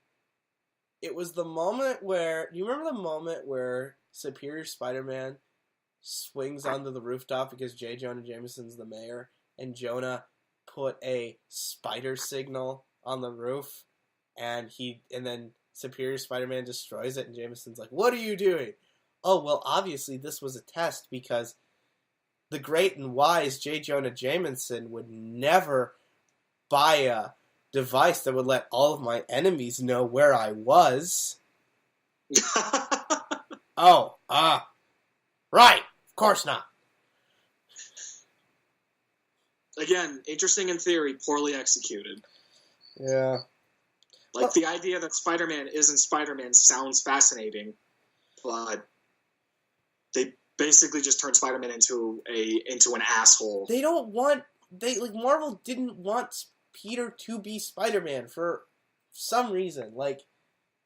I secretly think that Marvel doesn't like Spider-Man. They did One More Day and Brand New Day. They killed him off in the Ultimate stuff. They swapped him out for fucking Doc Ock.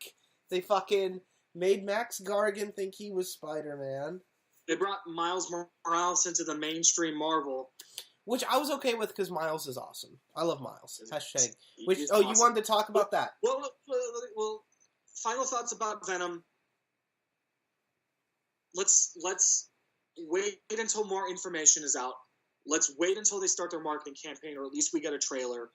Let's wait until we get the rating, all that stuff. Until then, be optimistic, but also be cautious.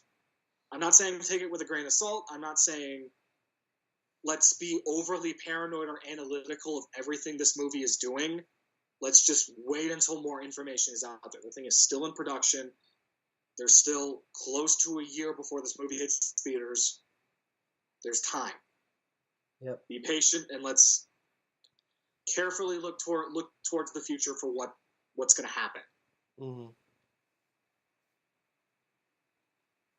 I don't know if you're in the same boat. If you're in a same boat about this, have any? I wish it wasn't being made by Sony.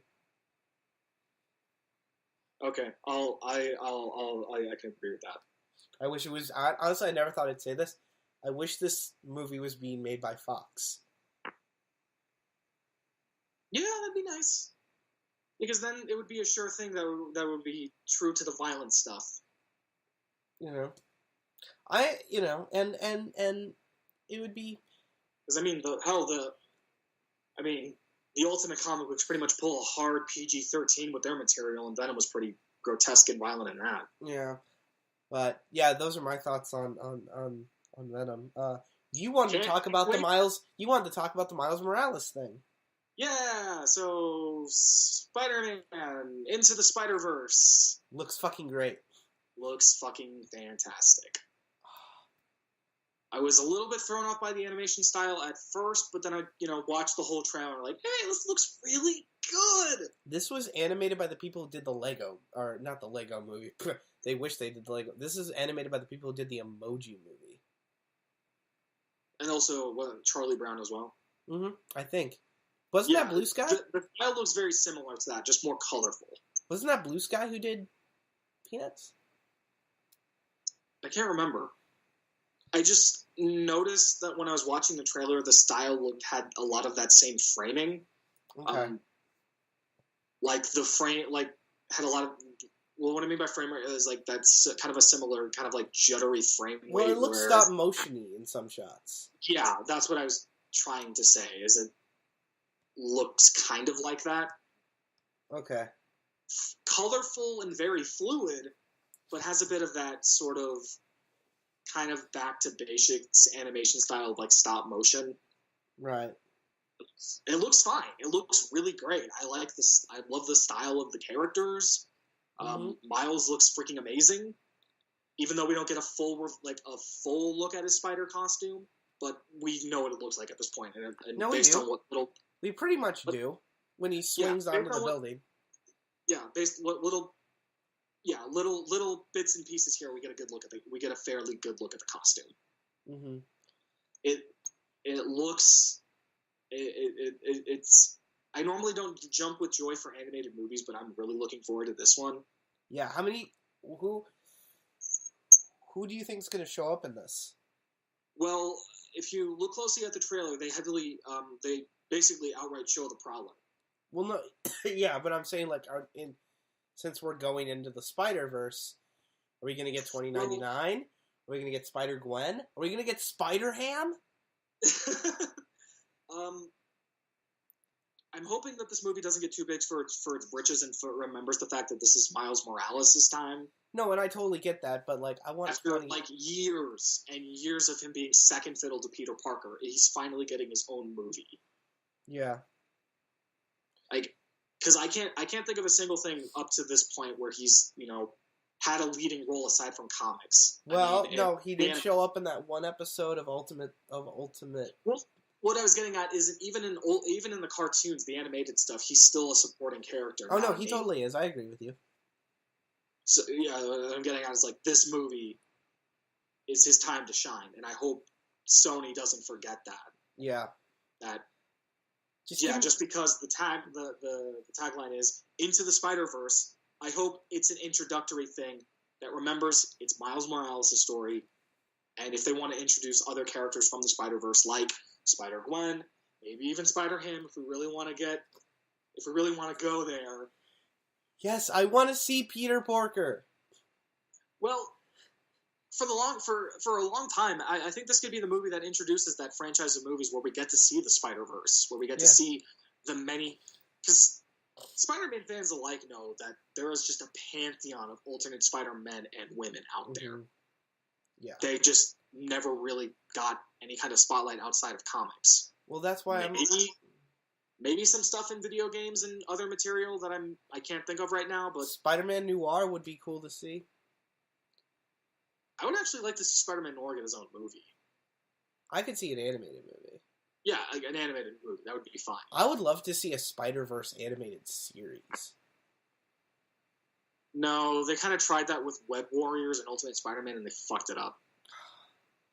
But done well. Done well, it could be really cool. I would actually be okay if they did like a loose adaptation of the Spider-Verse event. Yeah. That would actually be kind of cool. Yeah. Not include every single alternate Spider-Man or woman out there. Have like a very focused cast. Well, that's why I'm saying we get, Miles, 2099, Spider-Gwen, and Spider-Ham. Spider-Man Noir. As a cameo. Because you just want his, like, he can't be a supporting character. He has to have his own movie. Yes. Why can't it be both? Because that way we get our 4 leads. I think our 4 leads, because it's going to be like maybe, 2 hours? I would actually like Mayday Parker to be a main character in that movie. Yeah. Like, I don't know who else stands with me on this, but I actually really like Spider-Girl. No, I do too. I like Spider-Girl. Like I don't like what they did to Daredevil in that timeline, but I don't know. I read those comics when I was very young, so it's been years since I've read them, but I remember them fondly and remember them being really kick-ass. I thought, wow, a universe where Peter has a daughter that gets spider powers. That's kind of cool. It's pretty cool. So what? Yeah, it'd be kind of cool. The question is, who would you get to play those characters?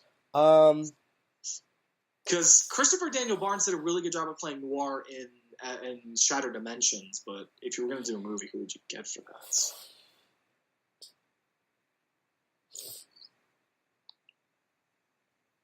that? I know who I'd want to play Spider-Ham. Who? Mark Hamill. No. What? Actually, if they were gonna do a Spider-Verse movie, I say we just call back some of the greatest men to. Well, do what they did with fucking Shattered.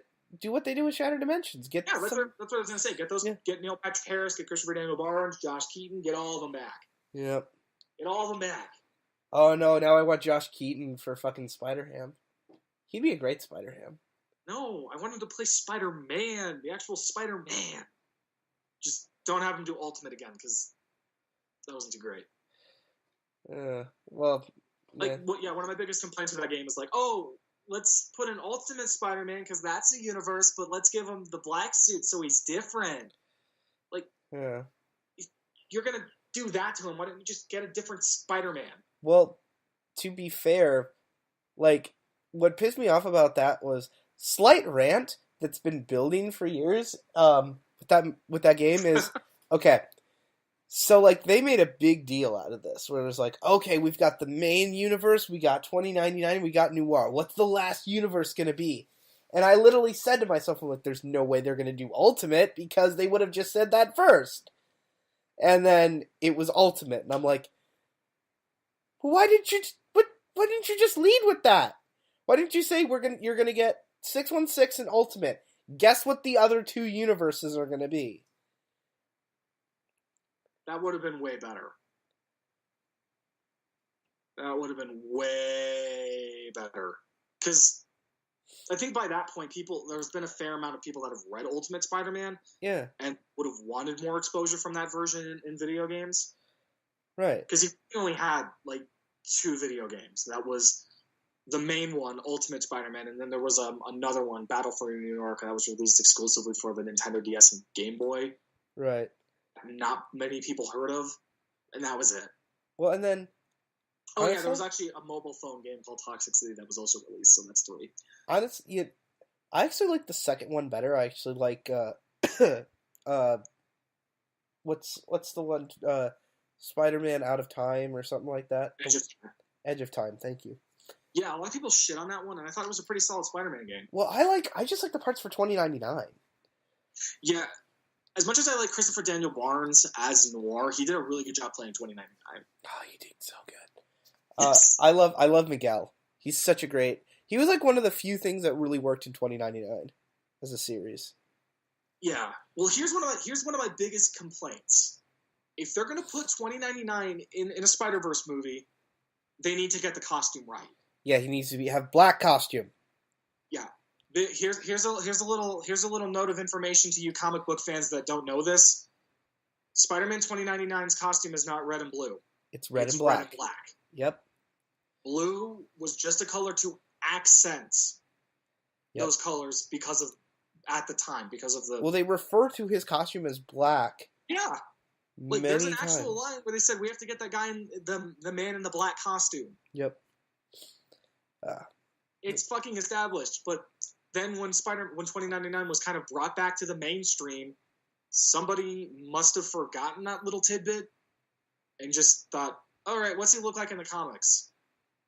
There was actually a guy that did a video game retrospective of all the Spider-Man games, all the major ones, and even pointed this fact out. Oh, okay.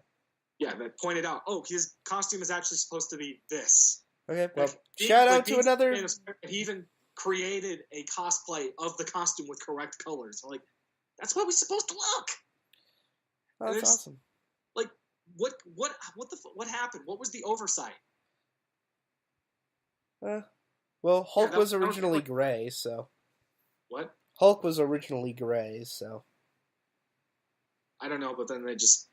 Well, no, Hulk was originally gray, and then the second issue they changed him to green. And this is true, because green was just easier to print. And yeah, that's one of the biggest things that that you wonder why things in comic books look the way they do. It was just because of the technology at the time. Yep.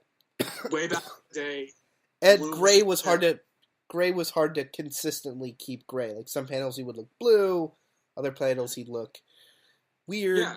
If you want a great example of this, look at Wolverine and Venom.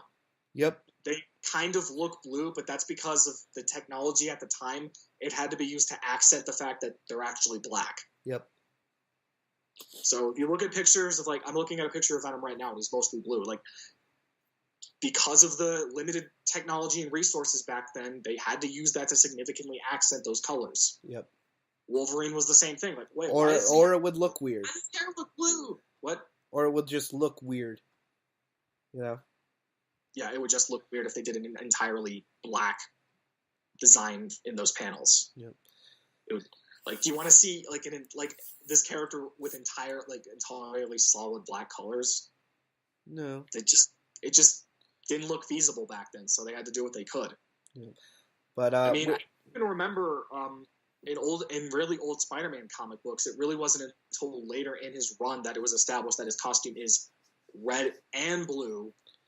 Because in early comic books, it looked red and black. Yeah, in some parts, if you look at Ace of Fantasy number 15, where he originally debuted, you can't see... there's not a whole lot of blue in that costume. There's barely fucking any. It's black. Right, it's red and black, yep. Yeah, it's just what it was back then. And then, I mean, look at Daredevil's costume. Yeah. That's an example. Hey, I like the yellow costume. It has a charm to it.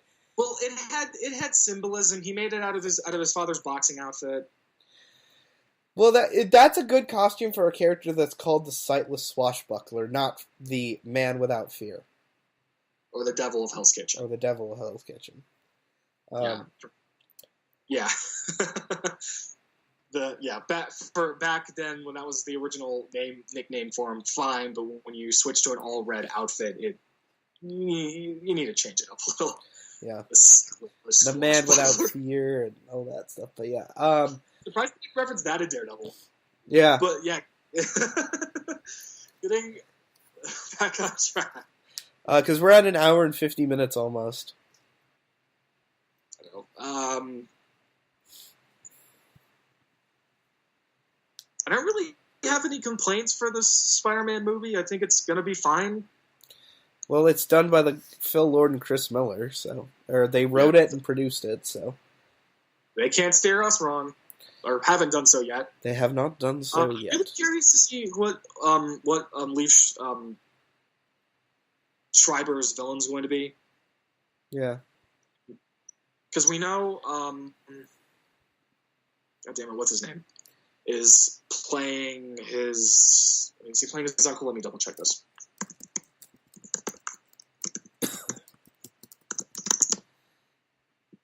Liev Schreiber.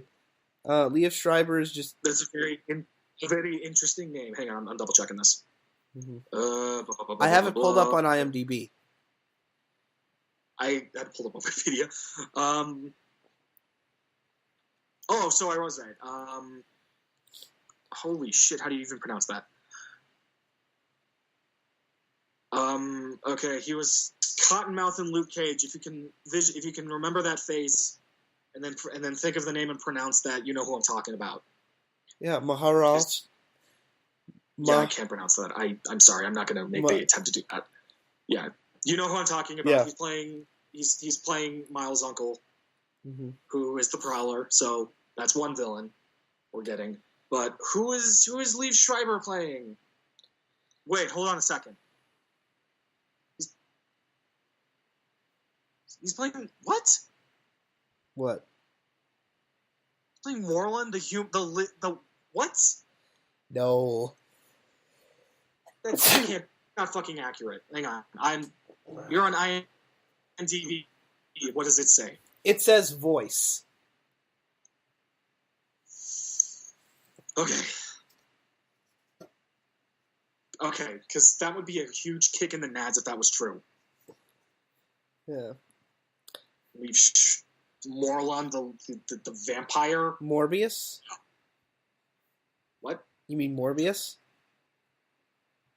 Yes. Yay, we corrected each other. We both actually each other. Oh. Ugh. So. No, wait. Am I?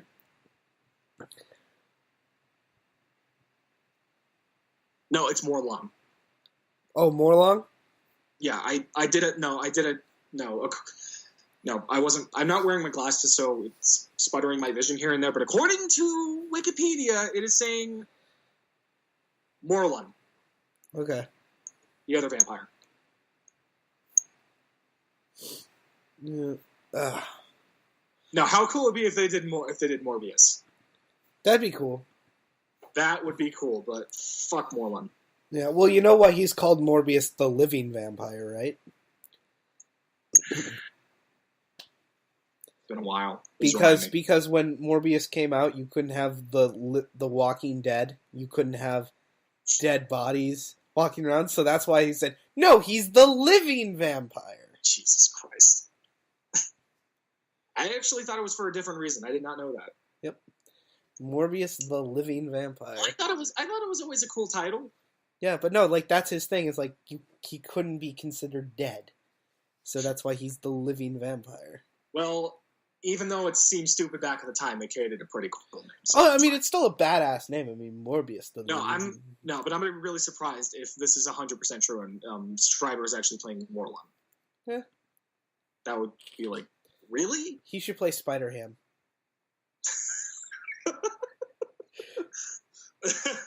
Just take the cartooniest version of Spider-Man and just give him this tough guy voice. Yes. Yes. I either want him to play Spider-Ham or Nicolas Cage. Oh God. But now that that's out there, this poses the question for me: why the hell, like, out of all the villains that you could have picked for a Spider-Man movie, why the other vampire in the Spider-Man universe? Maybe they're doing something with maybe they want to do something. One, why not Morbius? And two, why not like? Don't get me wrong, it's not bad. It's just I want to know why. Because maybe they're going to do something with Morbius in Homecoming 2. Dear God, not that soon. Dude, we could get so many Twilight jokes from Peter. Fuck that. No, I want one of the other Spider-Man villains. I want Mysterio. Like, again, I'm not against the idea. It's just, for a movie like this, I think it would play it safe to pick another, I guess, more known Spider-Man villain. I want Mysterio. I mean, it's cool that we're already getting an obscure one in the form of the Prowler, but if you want to pick, like, a main villain, think of somebody else. Mysterio. Or Mysterio, voiced by Bruce Campbell. Yes. Give us that. Or John Oliver. I finally got to recently watch both seasons of Ash vs. Evil Dead. I loved it. Yeah, it's so good, isn't it? It's so great. Did you see it on Netflix? Yeah, I did. Awesome. I just binge watched both seasons. I was like up until way in the night, went to sleep for a while, and just watched the rest of it. I So we're almost we're coming up on we're coming up on 2 hours. Do we have anything else? Oh, we got a couple things, but Into the Spider-Verse. I guess we're not taking that too seriously, but whatever. It's gonna be. I'm pretty sure it's gonna. No, be I'm looking forward to it. Like, don't get me wrong. I'm just to it. Yeah, I'm looking forward to it. You know, I was kind of a little. I was, a little bit thrown back when Miles Morales was, first revealed, but that shock event turned into excitement because they were doing something new with the Spider-Man character, technically. Right. And he turned into something quite wonderful. And I haven't read too many of the comics, but he's one of my favorite characters in comics. He's great. It's just a damn shame that we're just never gonna get the dream to come alive and have Donald Glover play him. But whatever. Whatever. It's fine. It's fine. So I'm looking forward to that. I think when's that? It's coming out like late next year. Yeah, December. Yeah, December of next year. Yeah. Yep.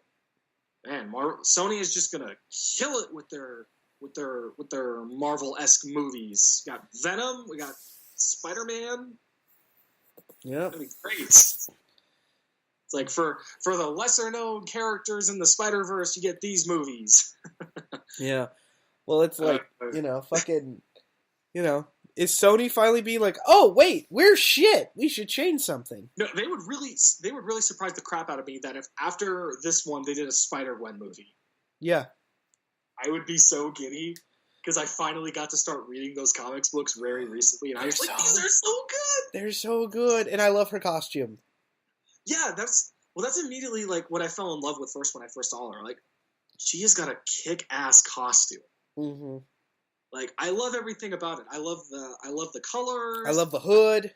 The hood is my favorite part of it because who doesn't love hoods? Yes, more than me. As I put mine up for the th time. Yes, it's awesome. I think that's all I have to say about that. All right, cool. You got something? I don't have anything. Do you have anything? What about these concept art for Justice League Dark movie? Oh, they look fun. I wish we could have gotten to see the movie. Same, but I mean that means that somebody else could step in and make that movie. Yes.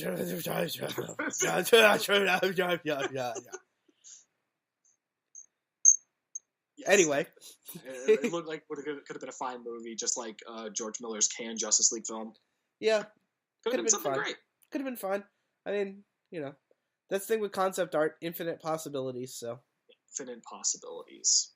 As long as we get to see John Constantine stepping into the spotlight and being an asshole, it's all good. It's all good. It's all good in the hood.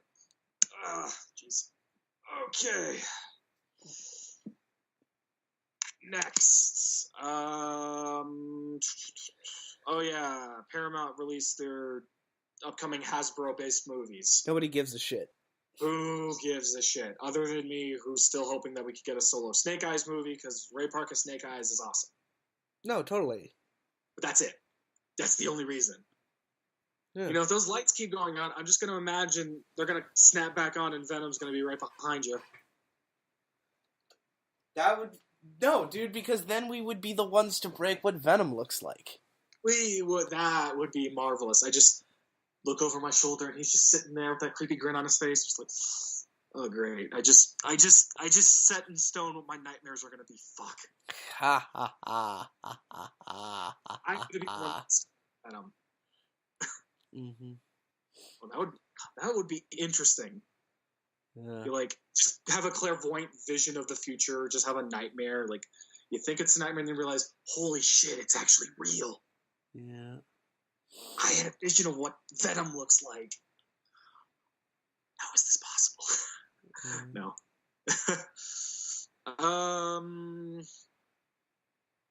Well, Bright came out technically yesterday. Yeah, the reviews are not glowing. They're not very. It's not looking. The reviews aren't very bright. They're very dim. They're very dim. Yeah. It wasn't until prior to talking about this that you brought it to my attention that is another Max Landis thing. That poor man. The guy wants to break ground and make zany ideas, and more power to him. I mean, we encourage that, but yeah, I think he just needs to, go bigger with those ideas, or go, because the thing about Bright is when I heard about the movie, I didn't care. When I saw the trailer, I didn't care. There's just nothing new or different about this movie that's worth making it, something that I want to see. Right. And it's just fantasy is. I think people think that fantasy has been played out mostly thanks to Peter Jackson and the fucking Lord of the Rings and Hobbit movies and stuff similar to it. And it's like, oh, there's nothing new that you can do with fantasy anymore. Yes, there is. If you have something new and original that's not like anything else currently exists, you have an idea that's worth making. I mean, they're talking about doing a Lord of the Rings TV show, and it's just like, come up with something new, please. Right. Let's encourage some original ideas. I mean, if you want to make I can't think of anything right now for an example. It's just, if you want to make something in fantasy, go for it. Just make sure it's zany and distinct enough that it's a story worth telling. Right. No, I totally get that. Yeah. Yeah. Oh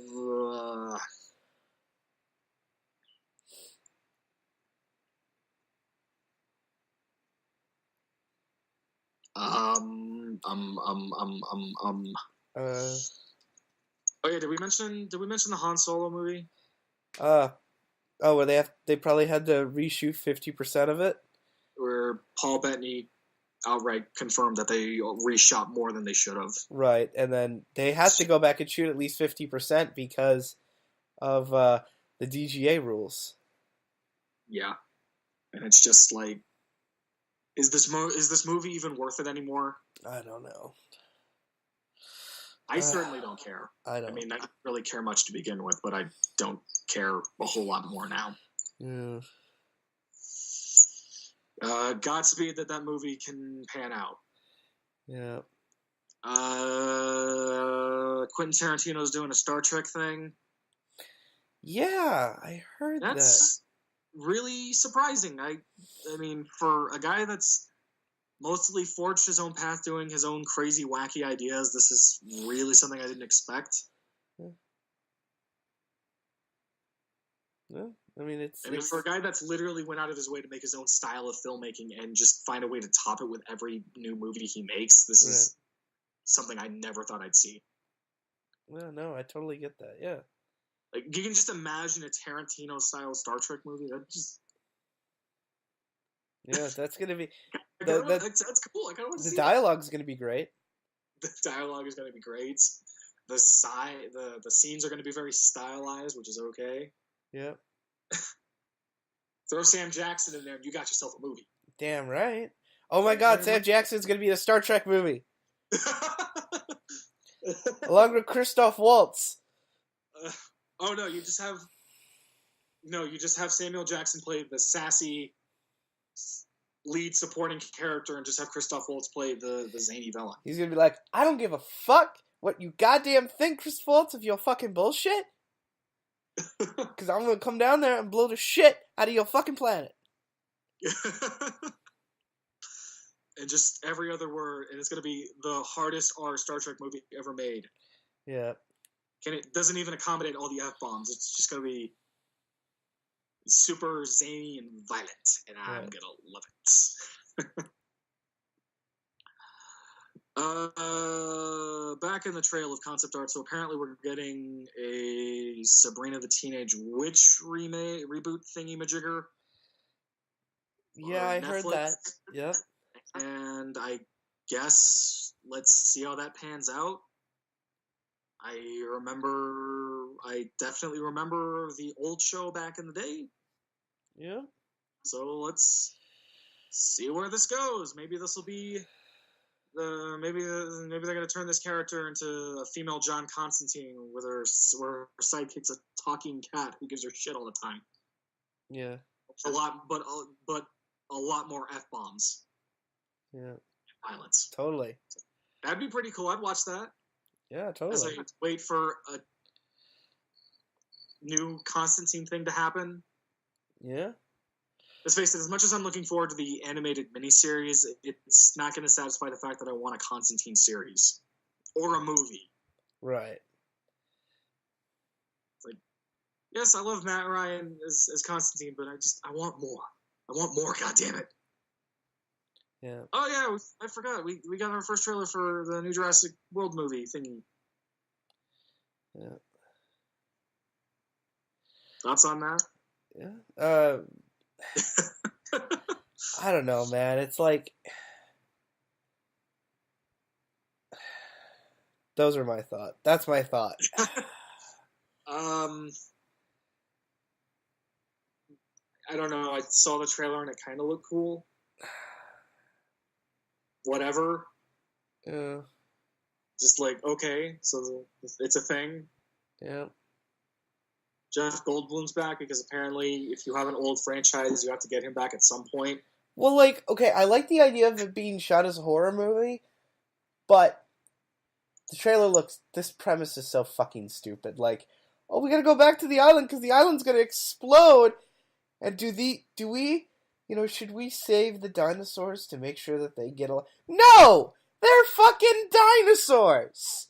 We can... They went extinct for a reason. Well, not only that, but if we already cloned them, and we've been doing it for 10 years, and you're telling me that we couldn't just do it again? Like, we should be able to bring back every animal in this universe that's ever gone extinct.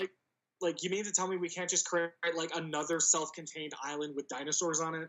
Exactly. We gotta save these ones. We can just make them again. Yep. Yeah. Right? And doesn't it kind of feel like a punch in the face how they try to tease the fact that Owen might die? They're not going to kill off Chris Pratt. No, they're not going to kill off Chris Pratt. But do you just hate how they had the balls to, like, make us think that's going to happen? Yeah. I don't think... Because that's just stupid. Like, I'm not an idiot. Yeah. It's just, Like, I don't know. I have family that's more enthusiastic about it than I am. It's just, okay, I'll see it, but whatever. Yeah. It also doesn't help that Chris Pratt literally looks like... I'm probably the only one who's thinking this, but he looks a lot like Nathan Drake from Uncharted 4 in this. He does. Like, goddamn, just make him Nathan Drake in the fucking movie. Jeez. Just stop putting all this non-existent low-hanging fruit in front of my face. Just make him the character already. Right. Jeez. It's annoying. It's tempting, but annoying. Whatever. Whatever. A Witcher series is being developed for Netflix, which is awesome because as a fan of The Witcher, a very light fan, to this day, I'm still playing through Wild Hunt. I still have to finish it. It's been 2 years since I've gotten it, but it's a great game. I love what I've played so far, and a series should be really cool. Yeah, no, yeah. Hey, if Castlevania panned out really well, this should, right. be no different. I just wonder, is it going to be live action? Is it going to be animated? What's the situation? I think they might go animated because of the success of Castlevania. As much as I would kind of like to see like a live action, fantasy series, in the world of The Witcher, I kind of think animation would give them a lot, because live action would be cool, create that stylized grip, but at the same time, it's going to have such shitty CGI, and you're just better off doing animated. Yeah. To save a couple bucks and be able to have all of the cool stuff that you would see in those games. Because like the monsters that you see in those games are like so creative and so diverse. Live action would do poorly at recreating them. Oh yeah, no, but that's why I'm With saying animation. It's no fun. Yeah. You're like watching something on sci-fi. It's just not going to happen. It's just not going to work. Mm-hmm. But yeah, I'm looking forward to that. And I'll look forward to it more when I finish Wild Hunt, whenever that happens. Yeah. I'm working on finishing it right now, so who knows? It's a long game. David Harbour is describing Hellboy, a monster movie that's dark and scary. Awesome. Yep. I've read enough Hellboy comics to know that's exactly what's in there. So confirmation that the movie's going to have that raises my confidence. Yeah. I mean, it's. Yeah, I think it's going to be interesting. It is going to be interesting, and it's just this, and it's just things like that just raises my love, my anticipation, my love for this film, and my love for David Harbour. Mm-hmm.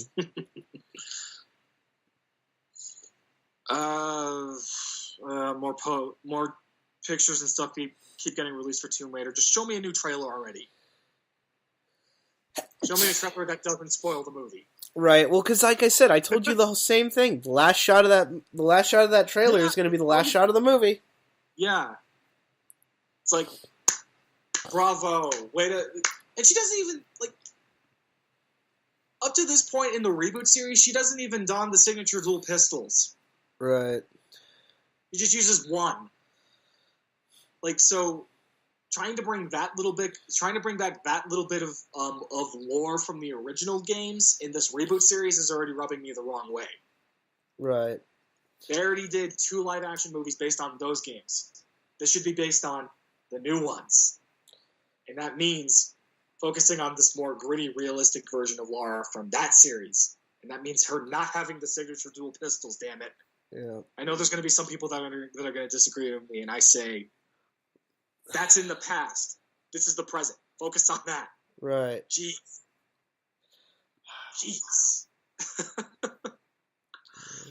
Oh yeah. The big news for me. This was no surprise, but yeah, Netflix can confirm that Punisher's getting a second season. Oh yeah.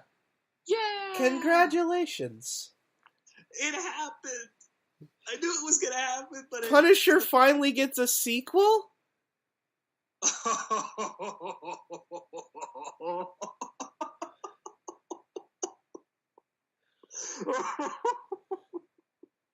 You ass. What? That's true. That's very true. For the first time in his entire history in film, he's getting a sequel. Well, I'm just confused because every time we've seen the Punisher... in movies or television, well, not so much television, in the movies, he's always been played by a different actor. So, like, it's like, now he's, like, gonna be the same actor and person? It's gonna be the same guy moving things forward? What? What? No. It's great. For the first time in his entire history in this medium, he's finally getting the sequel that he's deserved. Yep. After 2 failed attempts at movie franchises and an 80s movie that nobody probably remembers. 3 at a franchise. Dolph Lundgren, Thomas Jane, and Ray... Well, they never intended to make a sequel for the original 80s movie. They just made it. Oh, really? They never intended it to be a sequel? To my knowledge, no. Oh, okay. They just made it because that was when comic book movies were really starting, so they just made it. Okay. And then for Thomas Jane, after the 2004 film, there was going to be a sequel that almost went into production. They even did promotional posters for the film, but before shooting began, they canned it because Jane just didn't like the script. And then Warzone was going to get a sequel, but because it was such a financial flop, it never happened. Mm. And then I liked Warzone. I liked Warzone too. It was the most comic booky Punisher thing I'd gotten out of his history up to this point. Yeah, I mean, it literally was. Sorry, it was a comic book. But people that weren't familiar with that stuff were completely blindsided and didn't even know what they were watching. Yeah. People that thought, oh, he's a drama-driven character. No, he's not. There's drama, but he's mostly doing this. Yeah, Yeah, he's violent as fuck. Yeah, and he has tragic moments in between. That's the story. So people were blindsided by that, and it was just a financial failure. And I mean, they had plans to do a sequel, and I think for a brief time they were going to make it, but it just wasn't worth it at the time. Yeah. And then the rights to the character basically sat in purgatory at Lionsgate until Marvel got the rights back. Right. And then he basically just those sat around for a couple of years until the Netflix show started. And they're like, hey, let's reintroduce the Punisher here. And then that turned out super well. Right. I mean, out of the gate, the Punisher has I'm still seeing people praising the show. Like, it's been a few months now. People are still, it's been a month. It's been a month. Right. And people are still praising it to high heaven. It's beautiful. I'm just like, I've never been so proud to be a Punisher fan. It's fantastic. Right. I love it. So I'm really looking forward to season 2. I'm hoping we can get it as soon as possible, but don't rush it. Right. When it's going to happen. And also tell me you capitalize on this like Daredevil and get merchandise out the wazoo. I want all things Punisher now that he's been brought back successfully to what could be considered the mainstream. Right. I want that stuff now, damn it. And I want Jigsaw in season 2 to look as gross as possible. Make it happen. Right. Need that guy to look as fugly as he can be. Yeah. Then that's really it. Yeah, I mean that's. I mean, those are the highs and lows. Yeah. I cannot.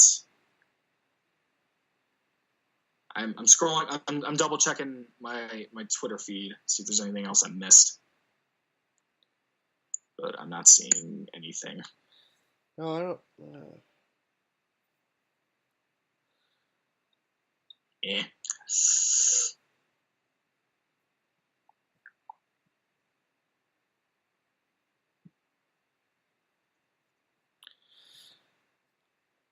Yeah. Oh yeah, when the hell is that movie ever gonna happen? What movie? I remember a couple of years ago. I don't remember what the hell it was called, but there's gonna be this big crossover horror movie that's all of the most iconic horror movie villain monsters are gonna be in this super prison in hell. What?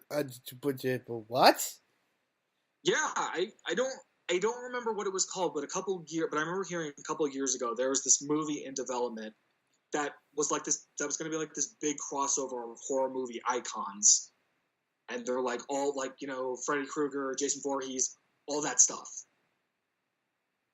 Mm-hmm. And it was basically going to focus on the super prison where all of them are being in hell, where they're all being held. Right. And it's built around that. There really wasn't too much of a story about that, but I remember there was a lot of circulation from horror fans and moviegoers alike to get this movie made, and it just kind of faded away. And I haven't heard about it, and I kind of haven't heard about it. I just kind of saw a picture of horror movie stuff, and it just reminded me of that. When is that movie ever going to happen? I don't know. I want it to happen now. Because that would be really cool. Yeah, no, totally. Your magnum opus of horror movie stuff, and it's just all of those characters in one movie together. It's like a prison escape movie with horror movie villains. Yeah. Would that just be spectacular? Oh, it'd be great. It'd be fucking great. But somebody out there, if you're listening, find out what the story is on that. Cause we need to do some investigative reporting on this. So I don't even think we are journalists. We're just. Oh no, we're not journalists. We're like the title says, we're two dorks with a microphone. Yes. As much as I would love to become a journalist, I mean, I've dabbled a little bit here and there. It's too much work. It's so hard. I mean, that's well, we could be like a lot of people on YouTube, just make shit up. No, I have what little integrity I have. I want to maintain by being as straightforward and honest as possible. Fuck yeah. Well, I don't have anything else to. I don't have anything else for the podcast. Do you? Uh, no. I think that pretty much covers all the big stuff that's happened over these couple of weeks, big and small, I suppose. Cool. We're at 2 hours and 20 minutes, basically. So. Holy shit! All right. Well, you guys have a happy holiday season. We will see Or you. Merry Christmas, depending on your preference. Yeah, or Merry Christmas, or Happy Hanukkah, or Happy Kwanzaa. Hail Satan. You Happy know. Christmas. You're from the UK. Yep. So, well, you guys have an excellent holiday season. We will see you in the new year. Yeah. Bye. Bye.